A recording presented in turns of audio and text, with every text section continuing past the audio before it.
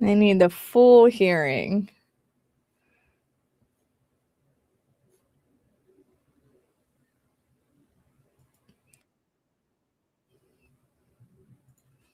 All right. Hi guys. What's up? Let me just take a second and check on Discord, see if we got this out. Perfect. Thank you, JJ. I'm not sure everyone gets your ping for @everyone, so I'm going to say it again. Boom. All right, got it. Okay. Bella says, I hate when live ends and TikTok sends you to some stupid person selling something if you can't get your phone right away. You have to listen to it. Yeah, it is kind of stupid. Oh, hang on. Hello. Let me invite Lamuel if he wants to pop in. He wants to join the conversation. I wish Unrealness could join us on this conversation too, because I know this is one of his good topics that he likes to commentate on as well.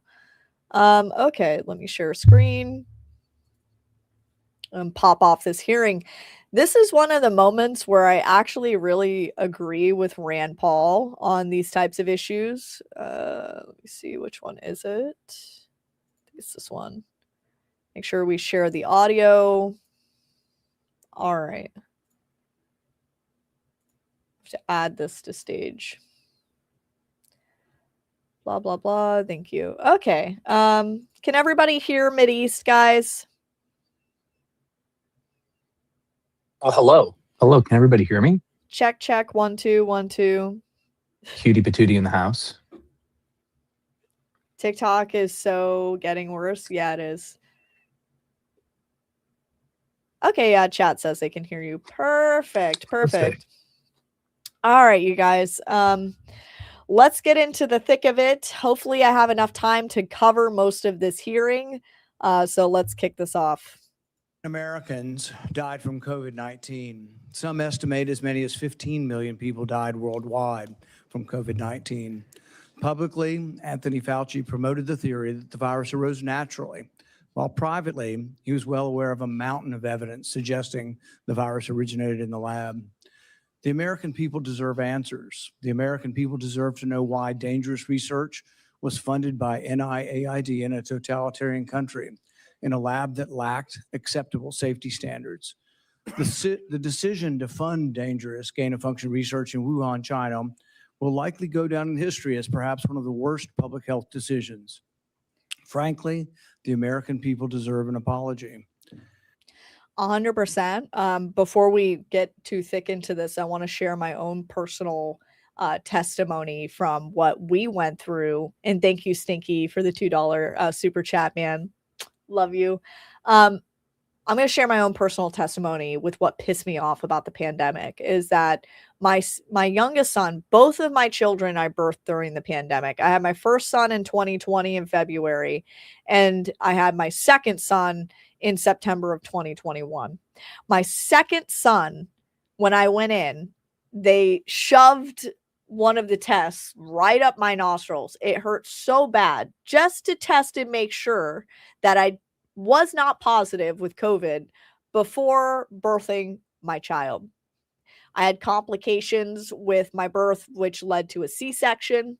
And upon giving birth, my son had complications and needed to go to the NICU. They had me rush because he had to be air flighted because we didn't have a NICU near where we lived. He had to go 3 hours via helicopter to a NICU in another city. And so the nursing staff rushed me out of the hospital so that I could go to the NICU to be able to hold my child, which I held for all of 5 seconds before he was air flighted away. The second I leave the hospital, someone in my family tested positive for COVID. Even though we were asymptomatic, I was not able to see my newborn child for 20 days out of quarantine. They would not let me see my child. to the fact where he was about to be discharged from the NICU, and they would not let me or another family member pick up my newborn baby. They were about to give my newborn son to social services, even though we were asymptomatic. Nobody was experiencing a fever. No one was going through anything whatsoever outside of just testing positive. Okay. They would not let my mother, my sister, me, my husband, or anybody to fly in and pick up my baby. They were literally going to give my child to social services until I raised absolute fucking hell. The fuck you are going to give my child to social services, my newborn baby? Absolutely fucking not. That's what COVID did to me. Laying in bed, recovering from major abdominal surgery. Can't even hold my baby. That's what fucking COVID did. And 2021 was worse than 2020. Because when I had my son in February of 2020, literally in the height of pandemic, okay, it was not even remotely close to this. I didn't have to get tested. I didn't have to quarantine. I was able to go home with my child. That stuff pissed me off. All right. So this hearing is about justice and holding Anthony Fauci accountable for the fear mongering that occurred all throughout this country that caused mass oppression to everyone who lived through the pandemic. I hope today Dr. Fauci will come clean, admit it was a mistake to fund dangerous research in China, admit that the risk of this dangerous research exceeded any possible benefits, ask forgiveness, and pledge to help our government devise safeguards so a man-made epidemic never happens again.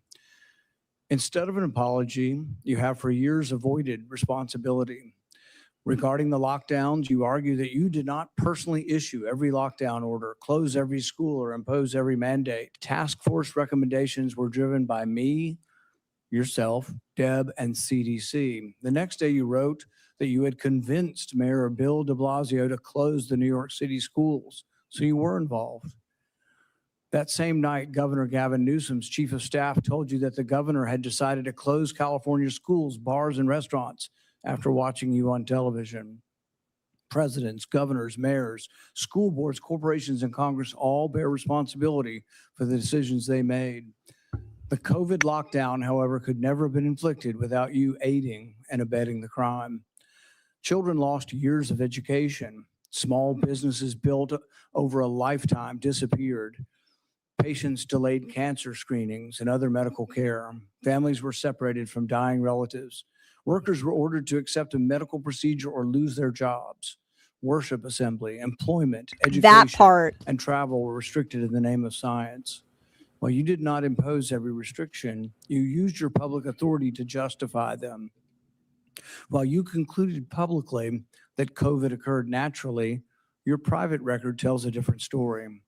In early 2020, your hand-picked virologist warned that the virus appeared to have been manipulated in the lab. In a conference call concerning the origin of the virus, all but two of the participants believed deliberate insertion was possible. Your concern was not merely theoretical. That same week, you led an urgent effort to determine whether your own agency had funded the research related to these experiments that were now under suspicion.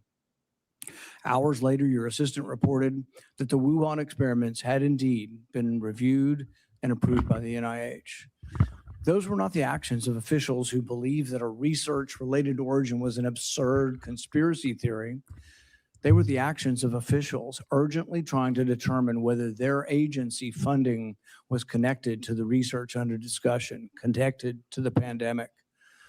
You could not hide that your agency had funded the Wuhan research or your long history of defending gain-of-function research. The only alternative left was to argue that COVID-19 did not originate in the Wuhan lab. You were not a detached observer. You had an institutional interest in the public believing that federally funded research had nothing to do with the pandemic. It was a conflict of interest from the very beginning. The authors of the proximal origin of SARS-CoV-2 privately had serious doubts about a natural origin. Within days, though, they flipped. And they all wrote in Proximal Origin that the virus was almost certainly not a laboratory construct.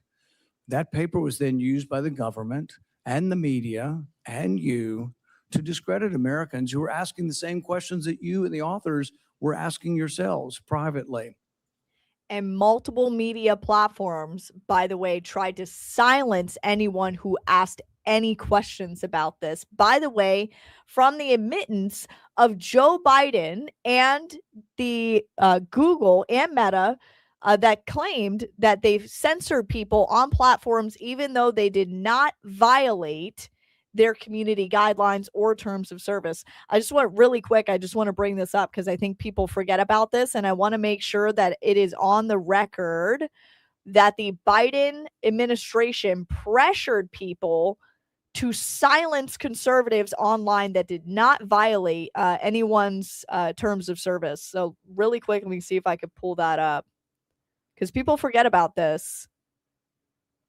Let me see. What did I categorize it in? Did I put it in the C19 Substack? PPP. I'll find it on my phone and pull it back up. So I'll play the hearing until I grab it, because it's in my files somewhere. I just have to grab it. So give me a second. You even cited Proximal Origin from the White House podium. You held it out as evidence that the virus could not have been engineered, but you didn't disclose your role in the discussions that preceded the writing of the paper. You did not disclose the author's original concerns. You did not reveal that you had been part of the paper, that you had read and offered editorial comments on the paper before it was published, before you began using it as evidence that it couldn't have originated in the lab. You did not disclose that you had immediately investigated yourself whether NIAID funding might be connected to the research. You did not tell the American people the full story. Duly released private messages indicate that the doubts with the authors and others didn't disappear after the publication. So while this was being waived at the White House to show that it couldn't come from the lab, the authors were still privately continuing to assign a meaningful probability to a laboratory origin. One thing in public and another in private. Yeah, that part. Okay, I found it. 1 second. I have it in my First Amendment violations. That's where it's at. Okay. On the record, just so everybody understands, Google admits censorship under Biden, promises to end bans of YouTube accounts of the thousands of Americans censored for political speech, including, topics of COVID-19 and elections. So you could barely question anything that occurred in 2020. Google admitted the following to the House Judiciary Committee. The Biden administration pressured Google to censor Americans and remove content that did not violate YouTube's policies, that the Biden administration's censorship pressure was unacceptable and wrong, and that public debate should never come at the expense of relying on authorities, and company will never use third-party fact checkers. Okay? They openly admitted that they did this and signed it, admitting that they did this.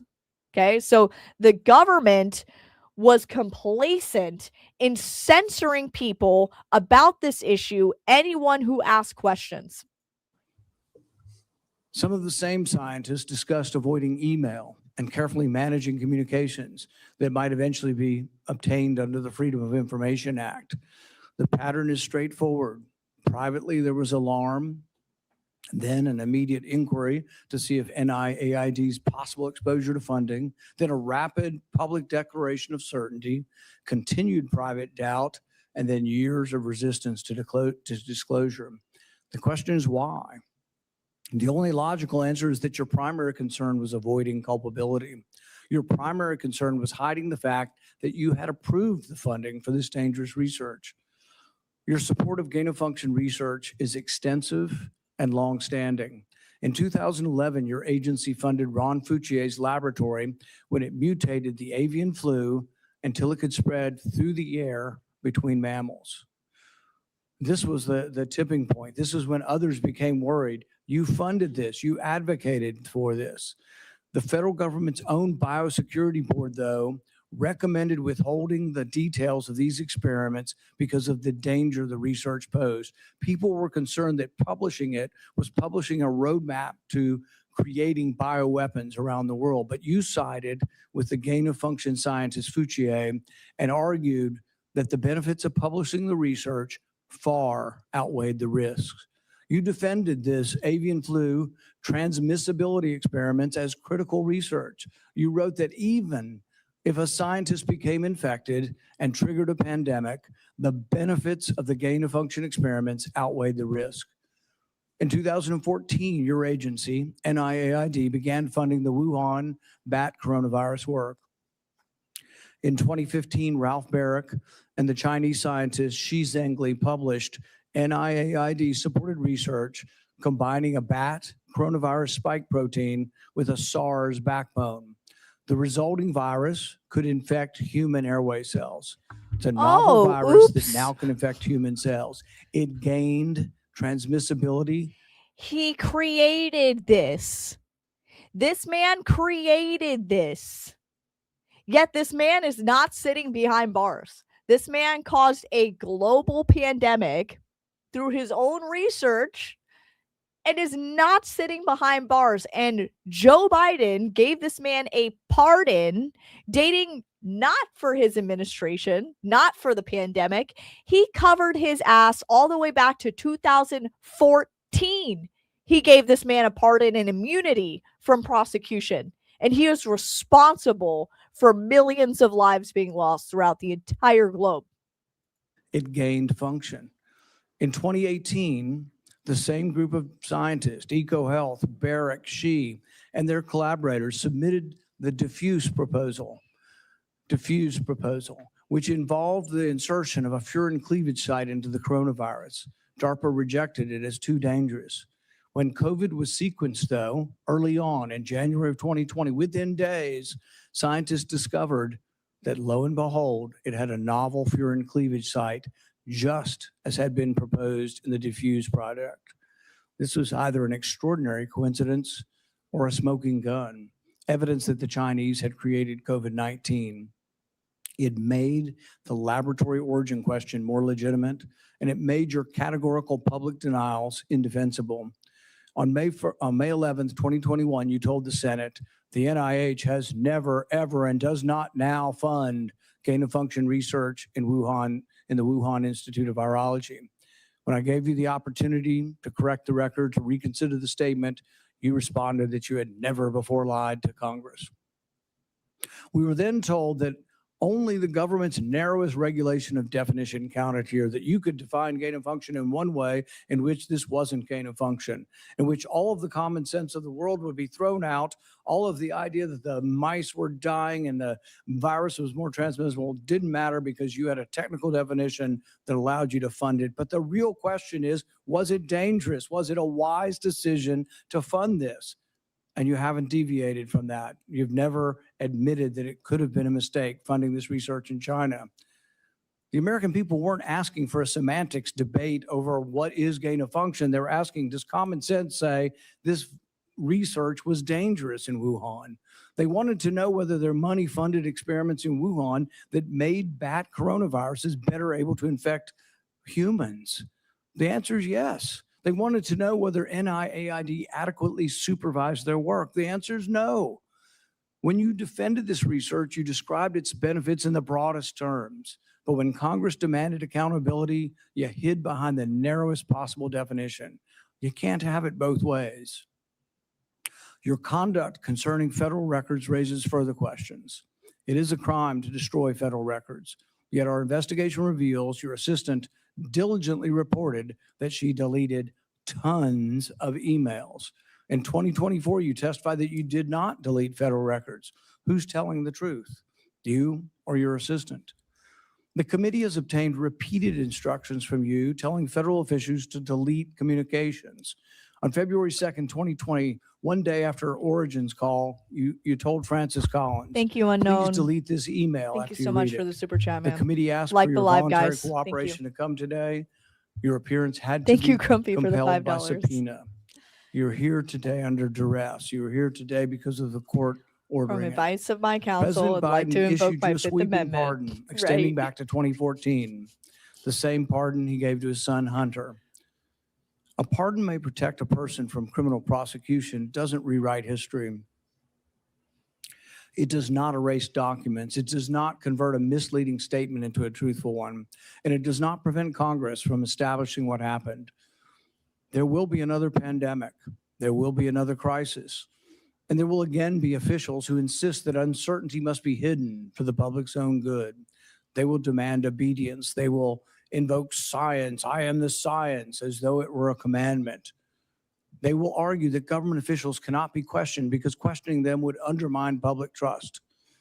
They have it backwards. Thank you, Rocky, It is for the super secrecy chat, that man. destroys Appreciate you. trust. It is arrogance that destroys trust. It is censorship that destroys trust. And it is the refusal to admit error that destroys trust. That loss of trust may be your most damaging legacy. Trust can't be ordered. It has to be earned. No scientist is above scrutiny. No government official is beyond accountability. Fact.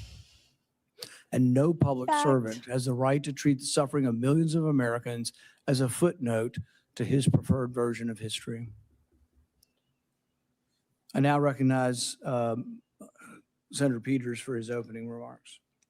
Thank you, Mr. Chairman. The Senate Homeland Security and Governmental Affairs Committee has a long and a very proud history of conducting serious oversight on behalf of the American people.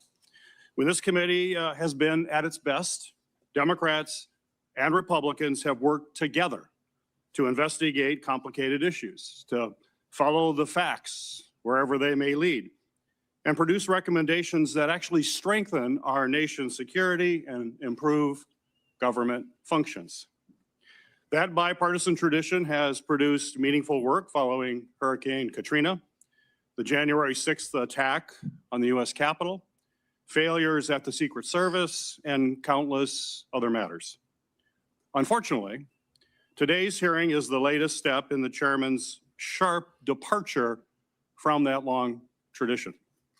This hearing appears to be a culmination of— Wait. So we can have full-on hearings about a protest that took place at a Capitol, but we can't have hearings about holding a man fucking responsible for millions of deaths that occurred in the United States and throughout the entire fucking world. We can't hold this one douche nozzle accountable for his fucking actions. We can't have hearings about it because the left doesn't want to be exposed for the fear-mongering bullshit that caused oppression and constitutional right violations throughout the entire fucking country. You have to be shitting me. What a fucking clown, blunder, huge lizard. months of biased and selected efforts by the majority under the guise of a committee investigation to basically legitimize a predetermined conclusion that was reached years ago. In 2021, the chairman has called for today's witness to be fired, to be arrested, accused him of leading cover-ups and conspiracies. He has even featured the witness prominently in fundraising emails and on the cover of his book. He has also called for the cancellation of the witness's security detail, despite the fact the witness and his family have received numerous credible death threats. When I served as chairman, Senator Paul and I launched a bipartisan biosecurity investigation that included oversight of risky research and the origins of COVID-19, because we agreed that the committee's work would be stronger if we did it in a bipartisan manner and just followed the facts. That was and continues to be an area of legitimate and certainly needed oversight. Guys, we can't follow the facts that Anthony Fauci himself wrote in his own fucking diary that contradicted himself top to bottom. Guys, we can't follow those facts, okay? We got to follow like social distancing, 6 feet apart. Everyone wears a fucking mask, wear the diaper chin, even though you have poop particles that come straight out of your ass cheeks, go straight through your jeans, and everybody around you can breathe through the air. But the particles from C19, right, aren't going to make it through your stupid little flimsy mask, right? All right. As chairman, So Senator stupid. Paul has It's the taken dumbest thing we've the ever done in opposite society. approach. He has abandoned longstanding practice by blocking minority participation in committee oversight actions and has chosen to selectively release committee records that the minority has never had any access to in order to support his pre-drawn conclusions. The chairman has repeatedly excluded committee's minority and withheld documents and evidence from members that are entitled to receive them, disregarding longstanding Senate rules and committee precedent that have preserved the credibility of our oversight in this committee for decades. You have I no have credibility. raised these concerns directly with the chairman because it's not just what we investigate that matters, but how we conduct that investigation. That also matters. One-sided investigations designed to validate predetermined conclusions do not serve the American people who sent us to actually uncover the truth and to solve problems. I wrote to the chairman requesting that he adhere to committee rules. But instead of addressing concerns that I raised, he removed part of the committee's website from the public view. This move not only prevented the public from being able to view those lists of concerns, it adds serious questions about the desire for transparency and legitimate oversight of this matter. But what makes today's hearing particularly disappointing? I love the left whining about their shit getting taken down for a website while all the American people who had fucking questions about what the fuck Anthony Fauci was talking about was censored from platform to fucking platform to fucking platform. YouTube, Instagram, TikTok today, which is why we were having this here. Okay, but you're gonna wah about your oversight committee not having access to a website. Yeah, how does it feel, asshole? How does it feel, douche nozzle?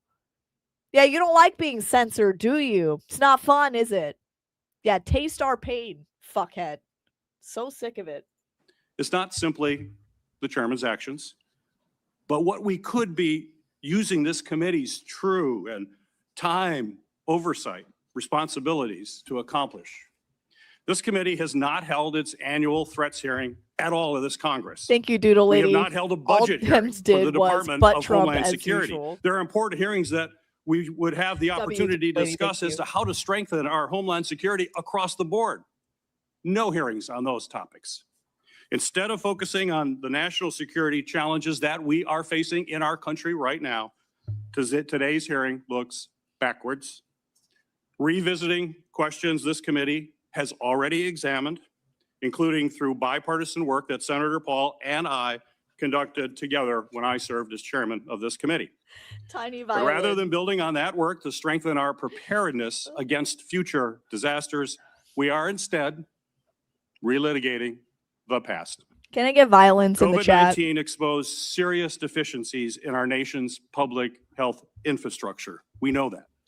More than 1 million Americans lost their lives, and this committee should absolutely continue to examine how we can better prepare our nation against future biological threats. Those are the kinds of forward-looking, life-saving questions that will help our nation be better prepared to protect the health and the safety of Americans when the next emergency occurs. Unfortunately, at this precise moment, we should be strengthening our capabilities. The Trump administration seems to be doing everything in their power to actually weaken our capabilities. The administration has hollowed out the public health workforce. They have fired, pushed out, and cut funding for public health personnel, shrinking the CDC workforce by a quarter. Thousands of experienced scientists have left government service, and with them has gone critical institutional knowledge that cannot be easily replaced, certainly not quickly replaced. The administration.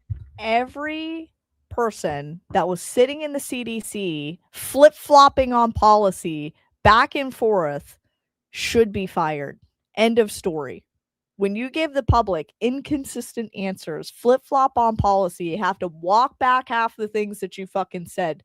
We don't trust you anyways. Thanks to political operatives like Russell Vogt, has slashed or illegally withheld funding for life-saving medicines and cutting-edge technologies that let us rapidly develop them during an emergency. Thank you, Mr. Vogt is Grumpy. now further politicizing the federal grant-making process, Love to see proposing to subject all federal grants, including those for disaster relief, housing development, and cancer research, to the whims of political appointees, not nonpartisan experts. All of That's this a has lie. left the American people Fact check more false. vulnerable to infectious disease threats, and we are already tragically seeing the consequences. Staffing and funding cuts have slowed the federal, state, and local response to ongoing outbreak of a foodborne parasite, which has sickened thousands in my home state of Michigan, as well as across the country.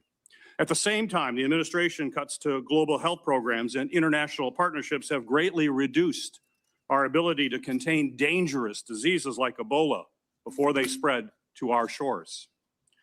That's crazy because I'm pretty sure there was an Ebola outbreak recently, and guess what? It didn't manage to get onto our shores, did it? We didn't have a huge Ebola outbreak in the United States, did it? Even after we cut this shit. The fear mongering is crazy. It's accountability time. We should be examining whether our federal health agencies have the personnel and the resources they need to effectively prevent, detect, and respond to these threats. We should be asking how to strengthen our biodefense efforts to deter our adversaries and prevent biological attacks against our country, and how our government can better coordinate and communicate during public health emergencies. These are the kinds of forward-looking matters that are worthy of this committee's time. Instead, we are here continuing the chairman's year-long focus on one individual. Accountability, yes. History tells us, unfortunately, another pandemic is all but inevitable. The question is whether Congress and this committee keep funding it. will work to better. This Congress and this committee keeps funding that shit. You guys keep funding gain of function research, and then, oh, oopsie daisy, the shit got leaked from the lab. Oh, fuck, now we have a pandemic. Maybe stop funding this shit. You ever thought of that, shitheads? Oh, we can't have accountability. If Anthony Fauci didn't do anything wrong, why did he need a preemptive pardon all the way back to 2014? Why did he plead the fifth to his entire testimony in this hearing? Why is that if he did nothing wrong? If there's nothing for Anthony Fauci to be held accountable for, why did he need a pardon? And why did he need to plead the fifth?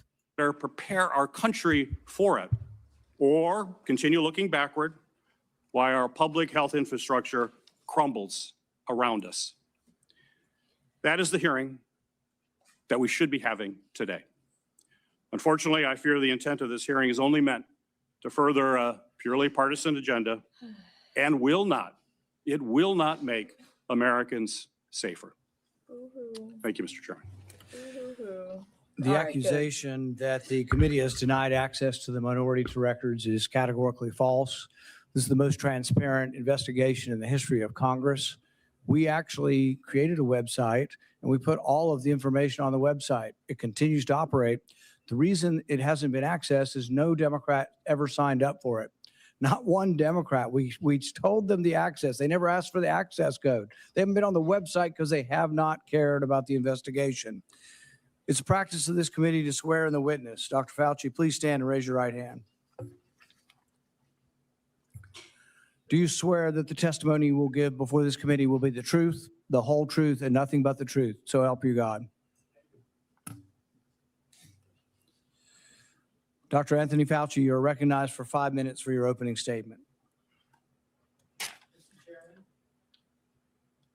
Ranking Member Peters, members of the committee, I served at the NIH for over 54 years, 38 of those as director of the National Institute of Allergy and Infectious Diseases.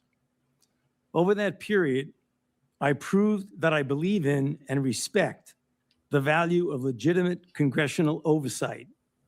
In fact, I testified before and/or briefed Senate and House Senate and House committees well over 200 times over those 38 years. During and after the COVID pandemic, I have appeared multiple times for hearings in the Senate and the House, usually under oath, and sat for several days-long transcribed sworn interviews, answering questions about the very issues that are now the subject of this hearing. However, given Senator Paul's obvious obsession with calling for my prosecution, his repeated slanderous comments about me, and recently his publicly releasing my unredacted personal diary aimed at embarrassing and intimidating me, Good. the only conclusion I can reach is that the sole reason he is calling me before this committee is to get me to say something, anything, that could vindicate his repeated public pledges that I end up, in his words, quote, Thank you, behind Grumpy. bars, unquote. Any reasonable person who has followed his unhinged obsession with me would readily come to the same conclusion.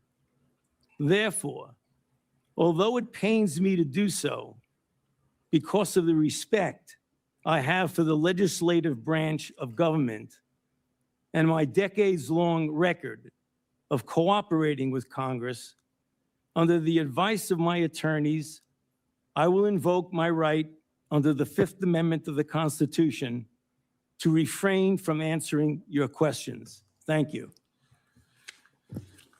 We will now begin Thank a you, round of Brandy. Thank you questioning. so much for the super chat. Dr. Fauci, your testimony today is compelled by a lawful subpoena. As you know, it's a crime under 18 U.S.C. Section 1001 to knowingly make a material false statement to Congress, with a penalty up to 5 years of imprisonment.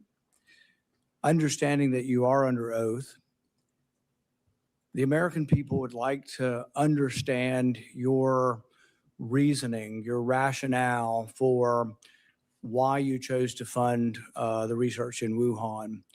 There have been, intelligence agencies, the CIA, the FBI, the DOE, have all come to the conclusion that more likely than not, the virus came from the lab in Wuhan. And so we'd like to know, what was the rationale? What was the discussion? How, what went behind the decision to fund the research in Wuhan? How did you come to the conclusion that a totalitarian country would be capable of doing this in a BSL-2 lab, Good a lab that lacked the questions. security? What was the reasoning? And are you sorry, basically, for making the decision? Would you, given another chance, say, well, gosh, circumstances now as I know it, maybe it wasn't a wise thing. Can you explain to the committee why you chose to fund this dangerous research in China? Mm. On the advice of counsel, I respectfully decline to answer based upon my rights under the Fifth Amendment of the Constitution. In the red folder on your table is a copy of Section 192 of Title II of the U.S. Code. Your counsel has been provided a copy as well. That section makes it a crime for a witness appearing under subpoena to refuse to answer any questions pertinent to the question under inquiry. Do you have that in front of you? On the advice of counsel, I respectfully decline to answer based upon my rights under the Fifth Amendment of the Constitution. Let the record record that the witness has refused to answer whether there's a folder in front of him based on his Fifth Amendment right. It is true that you're appearing under direction of our subpoena to provide testimony on matters under consideration by the committee, including the origins of COVID-19, risky life sciences research, and your tenure as a federal government employee. Additionally, you've been provided a full and unconditional pardon dated January 19th, 2025, for any offenses against the United States which may have been committed or taken part from. Guys, this man can't confirm that there's literally a folder in front of him, but this was the man that decided that everyone in America would be on a fucking lockdown, wear chin diapers, and social distance. Okay, but he can't confirm there's a folder sitting in front of his fucking face. You have to be kidding me. January 1st, 2014 through the date of the pardon for a 10-year period. arising from or in any manner related to your service as Director of the National Institute for Allergy and Infectious Diseases, as a member of the White House Coronavirus Task Force, or the White House COVID-19 Response Team, or as Chief Medical Advisor to the President. Have you refused this pardon, or do you have any reason to believe this full and unconditional pardon, this grant of immunity, would somehow require you to plead the Fifth Amendment? On the advice of counsel, I respectfully decline to answer based upon my rights under the Fifth Amendment of the Constitution. Based on the facts presented, I'm going to direct you to answer the questions. The committee has issued a valid subpoena. They have requested your presence here. The questions are very pertinent to your decision-making as head of NIAID, as well as a chief advisor to the president. Do you still refuse to answer the questions? On the advice of counsel, I respectfully decline to answer based upon my rights under the Fifth Amendment of the Constitution. Let's do the.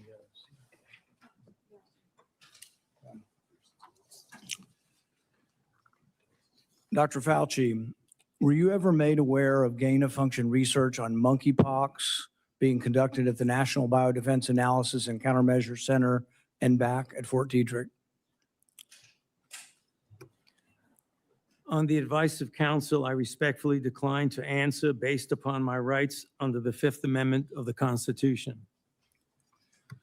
How many times has he pled now? We're going to have to keep track. I think it was what? We're up to 4 or 5 now, 5 times. We'll have to count along with this, chat, how many times he pleads. Dr. Fauci, did the CIA ever transfer funds to NIH under an interagency agreement? On the advice of counsel, I respectfully decline to answer based upon my rights under the Fifth Amendment of the Constitution. I'm going to, but I need the long list of the gain-of-function questions. Dr. Fauci, did the NIH ever conduct research for or in coordination with any element of the intelligence community, CIA, ODNI? On the advice of counsel, I respectfully decline to answer based upon my rights under the Fifth Amendment to the Constitution.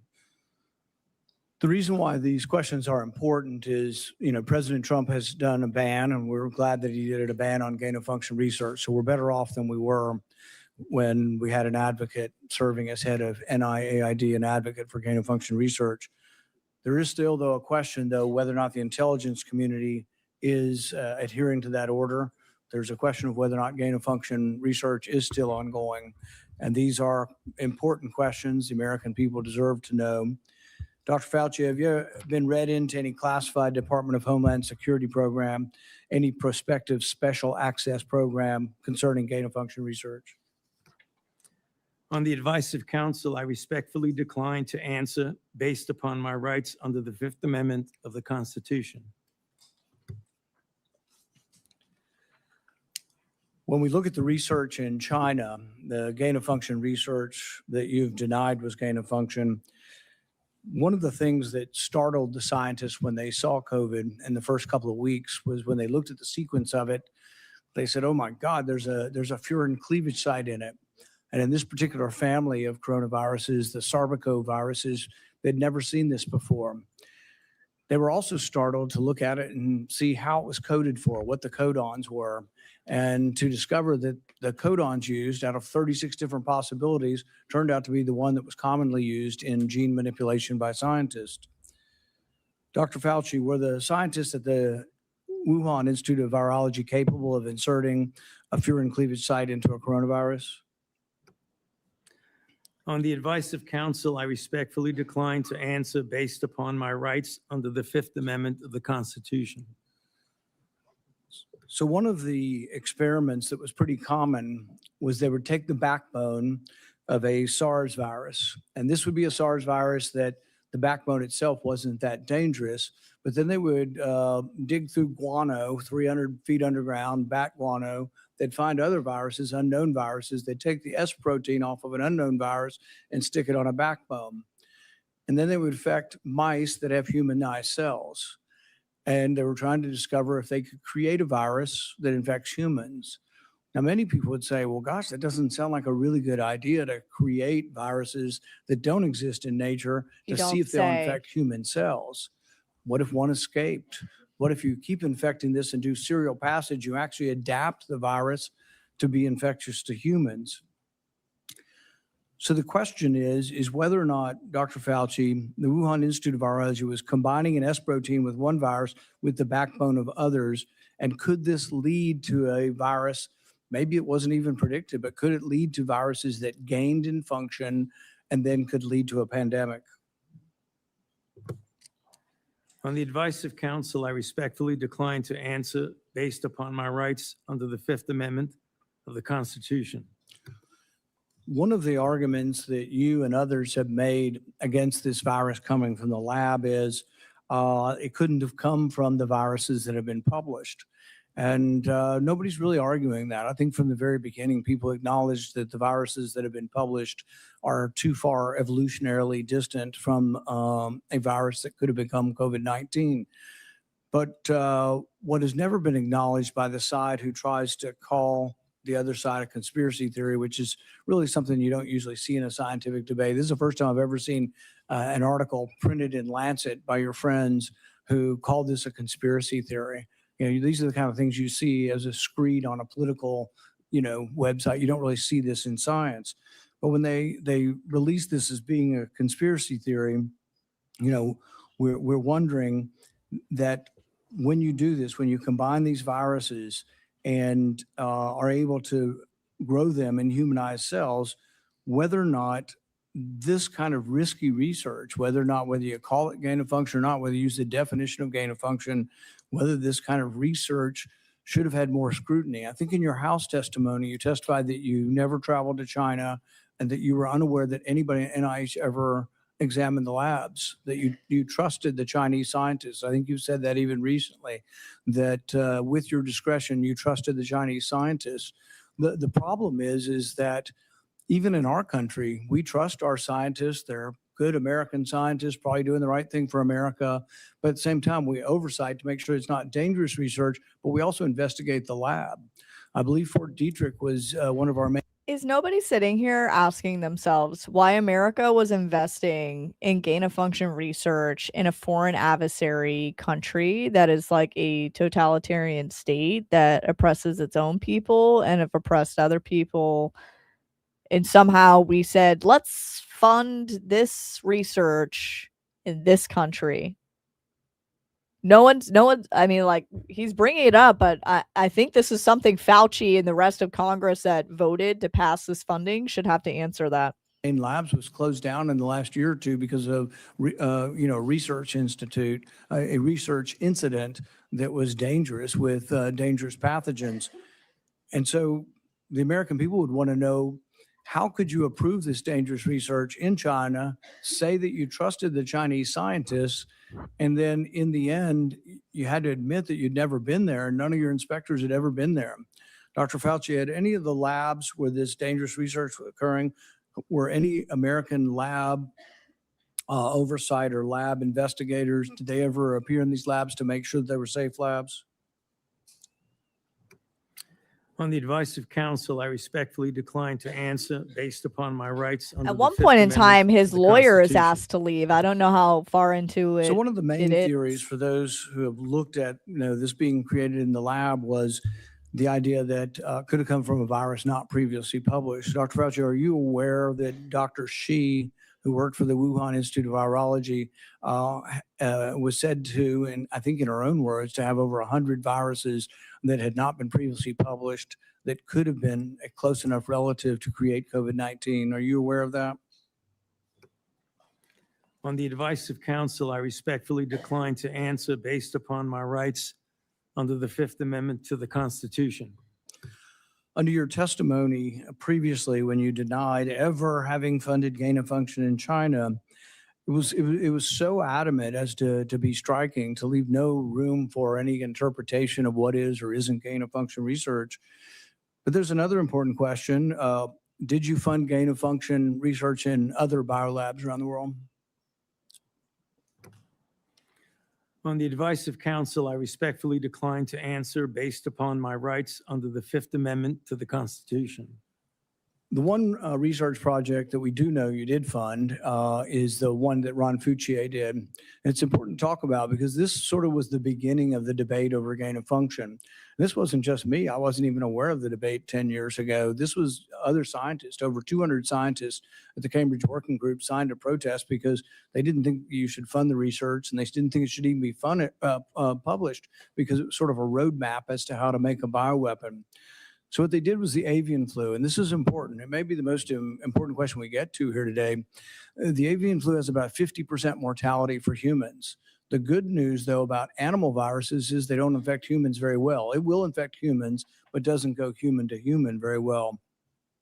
Ron Fauci, with the money that you provided to him, did an experiment where he caused purposeful mutations to create a new virus, an avian flu that didn't just infect birds well, but actually infected mammals well, went ferret to ferret in an aerosolized manner. People saw this and were aghast, at the decision-making process that you decided to fund this. But this is when, the debate came about and you wrote in support of this in the Washington Post and you said, even if a scientist is bitten, even if a pandemic should occur, the knowledge is worth the risks.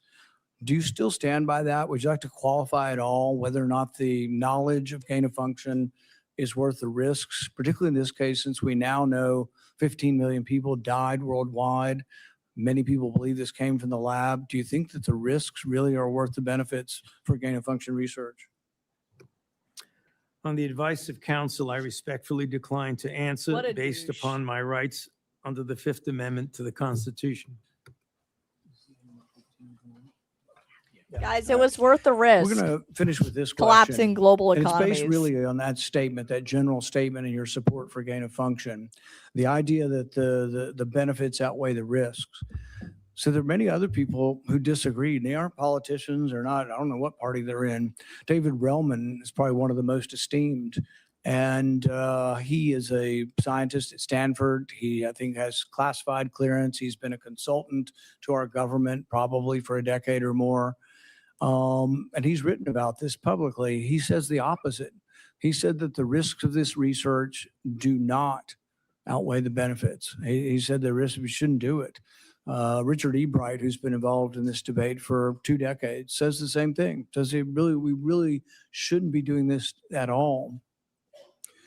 There's a quote also by, if the Kevin Esfelt quote is that at the very end.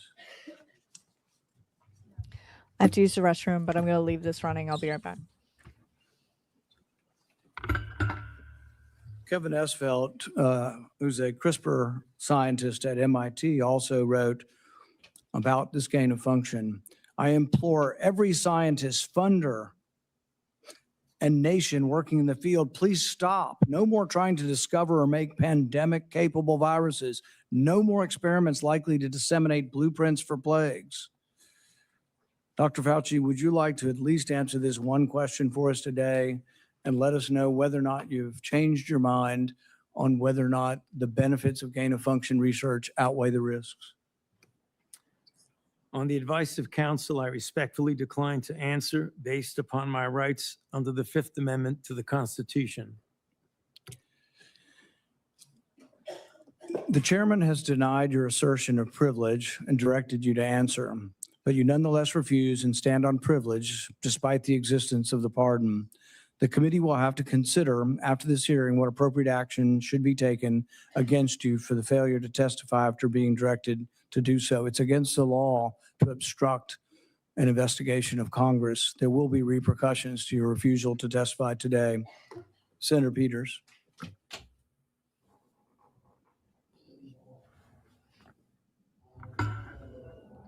You're not recognized. You're not recognized. If you are unruly, you will be removed from the proceeding. You are not recognized. Is this his attorney that he's yelling at right now?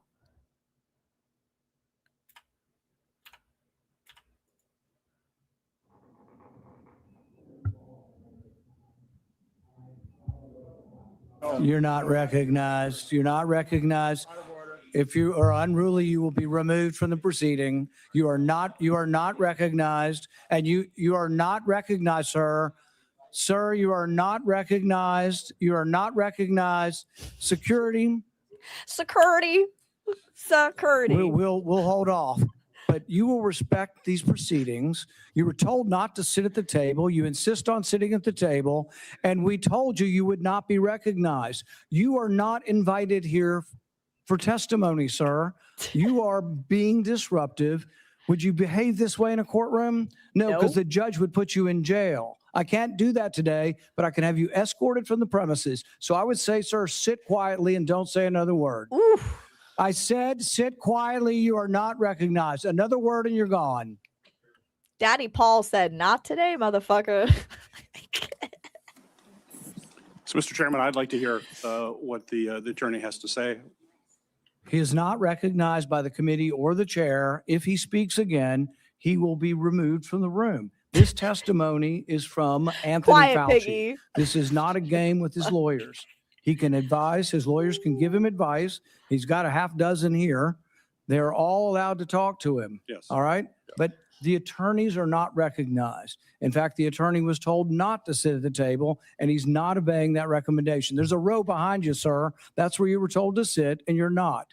And now you're disrupting the proceedings. And so, look, this is the way Anthony Fauci wants to be remembered, for a lawyer not listening to the rules.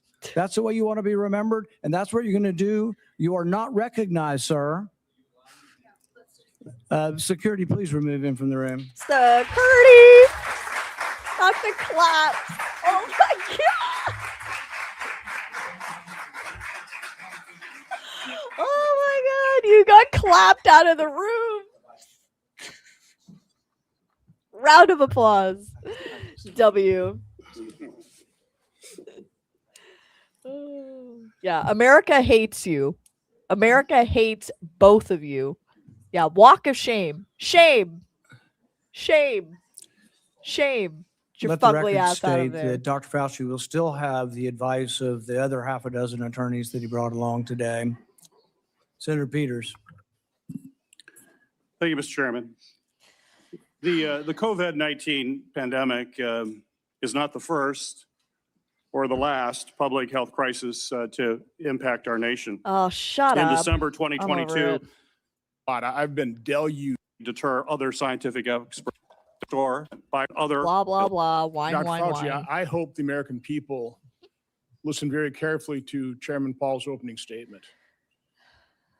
I think it's a stunning indictment of the actions you've taken that have been so destructive to global health. I certainly understand why you needed a pardon. I certainly understand why, on the advice of counsel, you're not answering any questions, because I think it'd be almost impossible for you to answer the questions truthfully without really demonstrating what you did, your culpability, self-incriminating.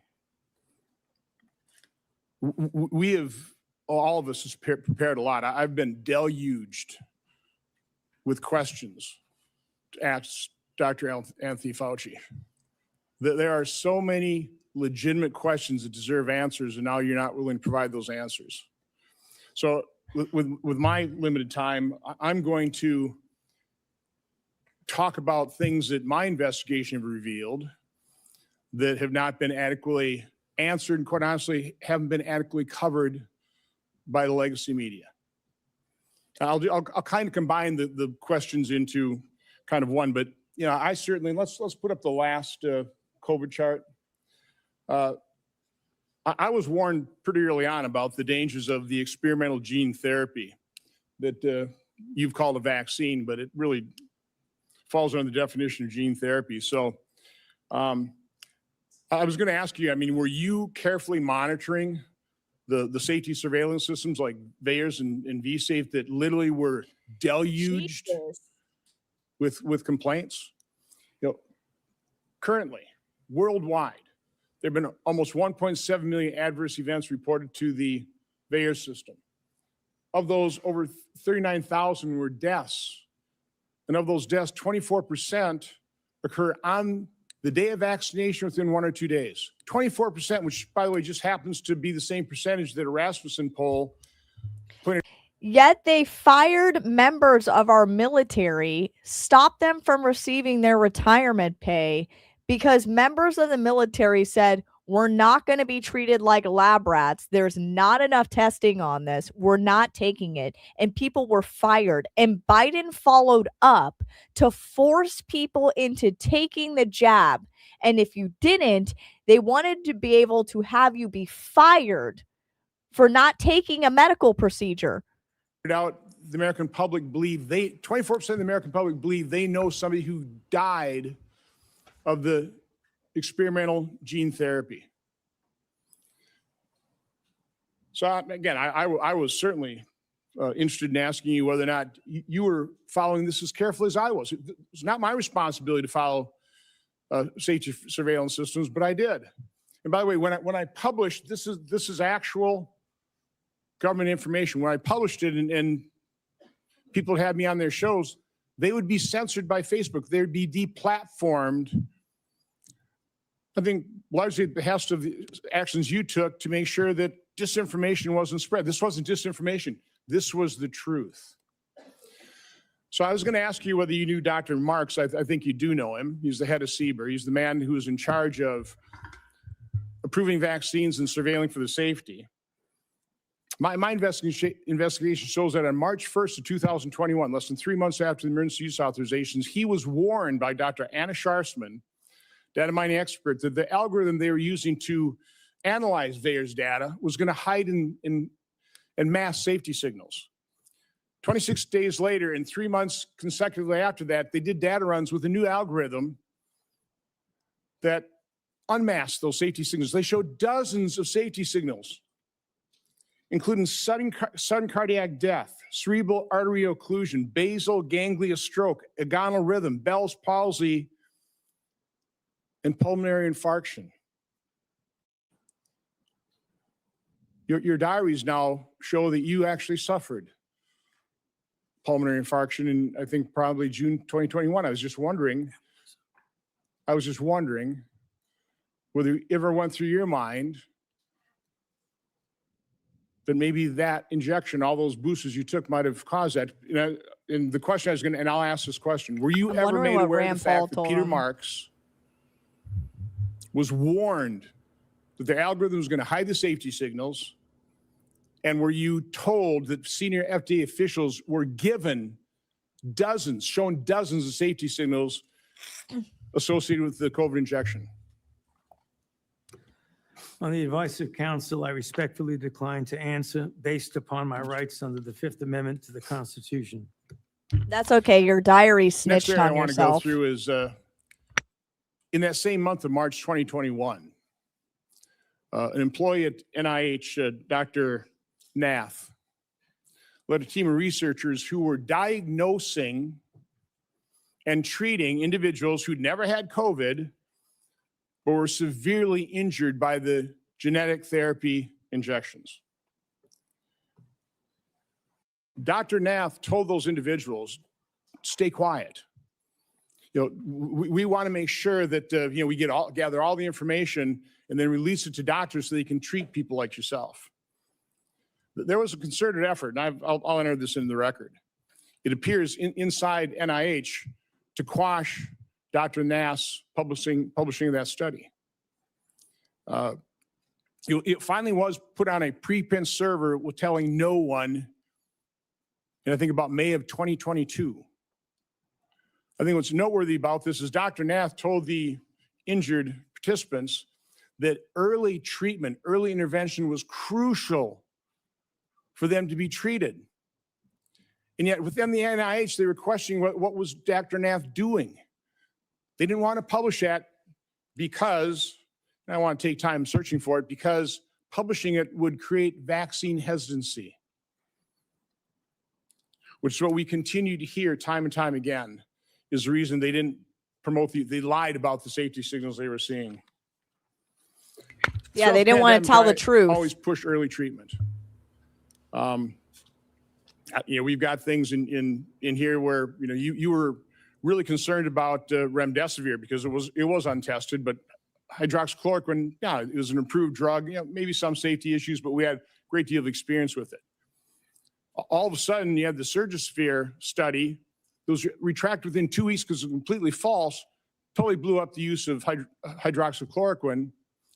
And then when it comes to ivermectin, which, by the way, because I was contacted by so many people, I referred them to doctors who actually had the courage and compassion to treat vaccine-injured individuals. It works. But I was going to ask you whether you were involved in the FDA attack on ivermectin. You had a interview on CNN on August 29th of 2021, where, again, I just don't want to take time to find the exact quote, but you said there's no evidence that ivermectin is helpful. On that exact same day, and I've got the studies right here. Remember, they came was for a Joe website Rogan for that. It was tracking the random controlled studies. Here they are, showing 60, 70% efficacy of ivermectin. The same day you say there's no evidence, there was all kinds of evidence. Loved ones had to go to hospitals, had to sue hospitals. Just, would you try it? So I would want to know, to what extent were you? Yeah, this is where the left ended up losing Joe Rogan, by the way. Because they laughed at Joe Rogan for taking ivermectin. They laughed at people, said it didn't work. And then later had to come out and admit, well, this is actually FDA approved. You involved in sabotaging hydroxychloroquine, ivermectin, and did you do that because you knew the only way you get an emergency use authorization for these drugs, these experimental gene therapy, was if there was no effective treatment, you couldn't get the emergency use authorization. So is that why you helped sabotage these cheap generic drugs in favor of remdesivir, which, by the way, nurses, are you aware of the fact that nurses called it run, death is near? Oof. On the advice of counsel, I respectfully decline to answer based upon my rights under the Fifth Amendment to the Constitution. But let me end on this note, because this just came to light. We've got 11 million pages of documents. We also have other people who were in the room. But now you actually lied to your own diary. On March 27, 2020, you wrote in your diary, "To my surprise yesterday, the POTUS sent a letter to governors outlining a plan to reopen county by county in the low-risk counties. I'll do This is Josh Hawley half-baked next, guys. And never shown it was sent out. And certainly approved if not authored it." So I was just simply asking you, is that true? Did you literally lie to your own diary? Yes. Did you know of that letter sent out to governors about reopening county by county? Again, Mr. Chairman, I'd ask you to ask the witness to just answer that one simple question. Dear On diary, the I'm advice of counsel, I Pinocchio. respectfully decline to answer based upon my rights under the Fifth Amendment to the Constitution. Thank you, Mr. Chairman. Senator Hassan.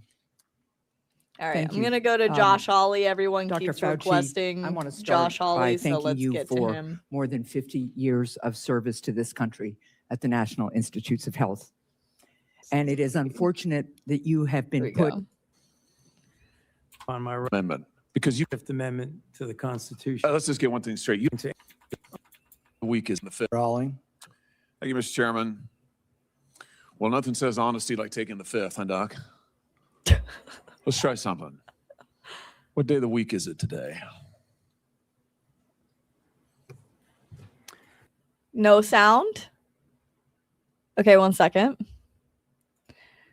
We'll do this, and then we will reshare screen. Boop, boop, boop.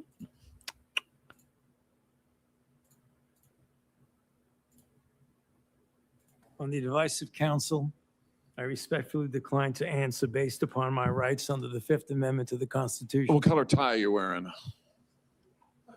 On the advice of counsel, I respectfully decline to answer based upon my rights under the Fifth Amendment to the Constitution. What color's the carpet in front of you?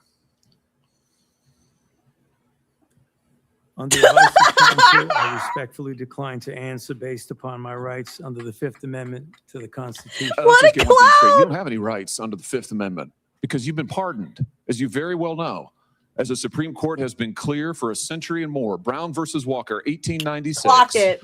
When he has been pardoned, he may not stand upon his privilege. You know that. Your lawyers sitting behind you now shifting nervously in their chairs. They know it. This isn't about the Constitution. This isn't about the law. This is about contempt. Contempt for this body and contempt for the American people. But I think I know why you're doing it. It's because you don't want to answer questions. It's because you did all kinds of terrible things. It's because during the pandemic, you got rich, didn't you? You got rich. While people were dying, hundreds of thousands of Americans, over 1 million in the end, and you were getting rich. And not only were you doing that, you were using federal employees with taxpayer money to apply for and solicit cash prizes for you personally. Cash prizes, total. Guys, if you're having issues with sound, swipe out and come back into the app. There might be something going on. Maybe I'm getting censored. I have no idea, but people said swipe out, come back. Over $1 million. You did all of that during the pandemic, didn't you? That's a question. On the advice of counsel, I respectfully decline to answer based upon my rights under the Fifth Amendment to the Constitution. You remember Greg Folkers? Who was that? On the advice of counsel, I respectfully decline to answer based upon my rights under the Fifth Amendment to the Constitution. Your chief of staff is the answer. Do you remember Patricia Conrad? Who was that? On the advice of counsel, I respectfully decline to answer based upon my rights under the Fifth Amendment to the Constitution. She was your personal assistant. And what were these individuals doing in the depth of the pandemic in November of 2020 when millions of Americans were suffering from COVID? What were they doing? I tell you what they're doing. Folkers was on your behalf soliciting and gathering information for a cash award. Let's look at it. We've got his email right here, right over my shoulder. Oof. Folkers says, I'm working on this nomination for the Dan David Award for Fauci. We need to beef up the COVID part. Do you have language in the can that you could share that delineates how we responded in new ways to COVID? He sends this to multiple federal employees. What was the Dan David Award? Do you remember, Doc? On the advice of counsel, I respectfully decline to answer based upon my rights under the Fifth Amendment to the Constitution. It was a $900,000 cash award. $900,000 cash award. And he got it because he used federal employees to get it. And this wasn't the only award, was it, Dr. Fauci? In fact, you applied for and received at least 8 other federal cash prizes on federal time using federal employees and federal resources. Here they are over my shoulder. Besides the Dan David Award, you've got the Partnership for Public Service. You've got the Adelson Prize. You've got the Smithsonian Award. You've got the National Academy of Medicine's Award. You've got the CDC Foundation. In fact, you turned your staff into a full-time application machine. You actually wrote to people and said, do you think maybe I'd qualify? And you got cash for all of this. And it wasn't just 1 or 2 employees, was it? In fact, you used 8 separate federal employees on federal time using federal resources to solicit cash awards. Isn't that true? On the advice of counsel, I respectfully decline to answer based upon my rights under the Fifth Amendment to the Constitution. Here they are right over my shoulder. Here's all of them. The people that you use, federal employees, so that you could go and get cash money. And the most hilarious part is that you weren't content to even dragoon them into applying for all of these cash awards. You then had them go out to the ethics agencies and ethics watchdogs and demand that you be able to get the money. That's right. We've got it in your emails. Your staff and employees on federal time using federal resources being paid with federal dollars are soliciting cash for you. And then they're turning around and saying to the agency, we don't want just an answer. We want to get to yes, because Fauci wants the money. He wants it.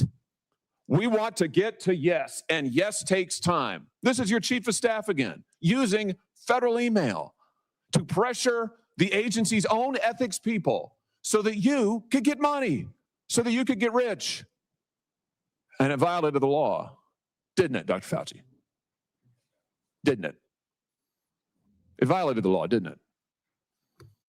On advice of counsel. It is a question. You can answer. Go ahead. On the advice of counsel, I respectfully decline to answer based upon my rights under the Fifth Amendment to the Constitution. Federal law, as you very well know, prohibits the solicitation of cash awards or other personal benefits for federal employees. And it certainly prohibits using your own employees to do this. 5 CFR section 2635-205B. It says it right there in black and white. You cannot use federal resources, federal dollars, federal employees, federal offices, federal email, federal time to solicit cash awards. And you did all of it. And the worst part is thousands of people were dying while you were doing it. You were supposed to be the nation's doctor and you're playing one on TV, but this is what you were doing with your time. Isn't that true? On the advice of counsel, I respectfully Total decline to fucking answer clown. based upon my rights under This the is why Fifth he needed a Amendment to the pardon, by the Constitution. way. Yeah. Yeah, I can see why. I can certainly see why. You know what I can't quite figure out is that why you were so obsessed with it, because you're already rich. I mean, and your scheme worked here. I mean, your net worth now is north of $12 million. You got over $1 million in cash awards during COVID, during a 12-month, 24-month span during COVID. $1 million you knocked down in cash money using federal resources. Now you're worth more than $12 million. You've got a pension that in its first year paid out north of $400,000 a year. 1 million people dead, you're getting rich. 1 million people dead, you're using federal employees to get cash awards for you. 1 million people dead, and you're here taking the fifth because you don't want to admit that what really happened in all that time was a multi-month, multi-year course of self-dealing. Isn't that true, Dr. Fauci? On the advice of counsel, I respectfully decline to answer based upon my rights under the Fifth Amendment to the Constitution. Yeah, well, silence is admission. And here's the real thing. At the end of the day, it wasn't just about the money, really, was it? It was really about a power trip. I mean, through all of this, you want to be the most famous scientist in the world. You were so focused on getting every award and every drop of cash that you could, all because you wanted to be on TV. You wanted to be the sun god of science. You wanted to be the guy who was in charge of it all. You wanted to lambast Trump. You wanted to make sure that nobody else stole your spotlight. You wanted to be the guy. You had time to sit for InStyle magazine. Here's what you were doing with your time. You could sit for InStyle magazine, but you can't answer questions for the American people. You could sit for InStyle. It literally says at the bottom right corner, the good doctor. I didn't know many good doctors that needed a presidential pardon to keep them out of prison. Magazine, but you're here taking the fifth. You could sit for InStyle magazine and get $1 million in cash awards, but now the cat's got your tongue. I bet he does. I tell you what, here's my conclusion from all of this. This was really all about you the whole time. Somewhere along the way, you lost your way. You may have been a good public servant at one time. I don't know. But I can tell you from reading your emails now, from looking at what you did, how you used your employees, somewhere along the line, it became all about you. You became a narcissist and a megalomaniac and a liar. And you've lied to the American people, and you've lied to this body. And you've disgraced your profession by doing it. You called yourself the most famous scientist in the world. You've done more to harm science than anybody in my lifetime. And I hope you'll go home and write that in your diary. Cooked. Thank you, Mr. Chairman. Senator Fetterman. Thank you, Mr. Chairman. Dr. What grown ass man has a fucking diary? Can we just address that shit? What are you, 12? What are you, 12-year-old schoolgirl and came home from high school, wrote your fucking diary? Today I made millions of dollars off the backs of the deaths of the American people. Fauci, I'm not here to perhaps attack you or defend or anything. It's really just more, honestly, I just want to acknowledge I have had members of my family die from COVID. And now I also grieve for people that I've met that have lost their business through the pandemic, and they'll never been the same. Now, as during the pandemic, I was the lieutenant governor, so we were in the middle of all of that maelstrom, trying to find the right balance between protect life and protect the economics and for all of it. And I'm not sure if we got it all right or wrong, but without a doubt, I can continue to question myself. But one that it's not about much more your regrets, but I have one. And that is early on that there was the theory that the virus could have emerged from the lab. And early on, that became like a right-wing kinds of theory. And I thought it seemed to make sense. Now, there was a really advanced lab that was close by, and then you have this unknown virus out. So, but that became a very partisan thing. And now it seems now it's more and more emerging theory that would have come from the lab. Now, I think that the next time our nation's facing something like this, we are not become, as I might have been, blinded by the partisan idea that maybe the truth might come from a side that's different than you are. But I think we should really be willing to pursue truth, no matter where that may have emerged, after for all of that. So, and I now cede the remain back to the chair. Thank you. Senator Moreno. Thank you, Mr. Chairman. And I will echo Senator Johnson's comments about your opening statement, Mr. Chairman. I think it was dead on. Very, very well done. Mr. Fauci, do you know who David Schertler is? On the advice of counsel, I respectfully decline to answer based upon my rights under the Fifth Amendment to the Constitution. Fifth Amendment of the Constitution. What does the Fifth Amendment of the Constitution say? Got him.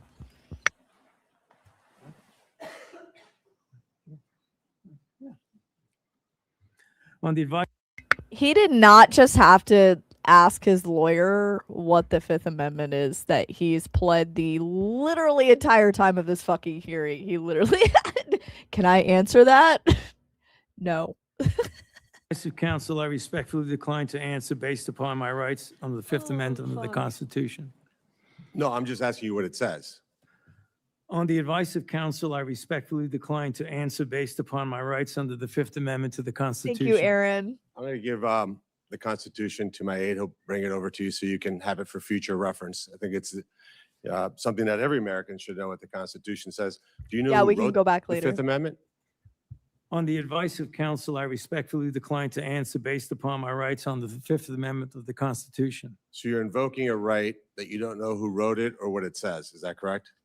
On the advice of counsel, I respectfully decline to answer based upon my rights under the Fifth Amendment to the Constitution. I want to make it clear.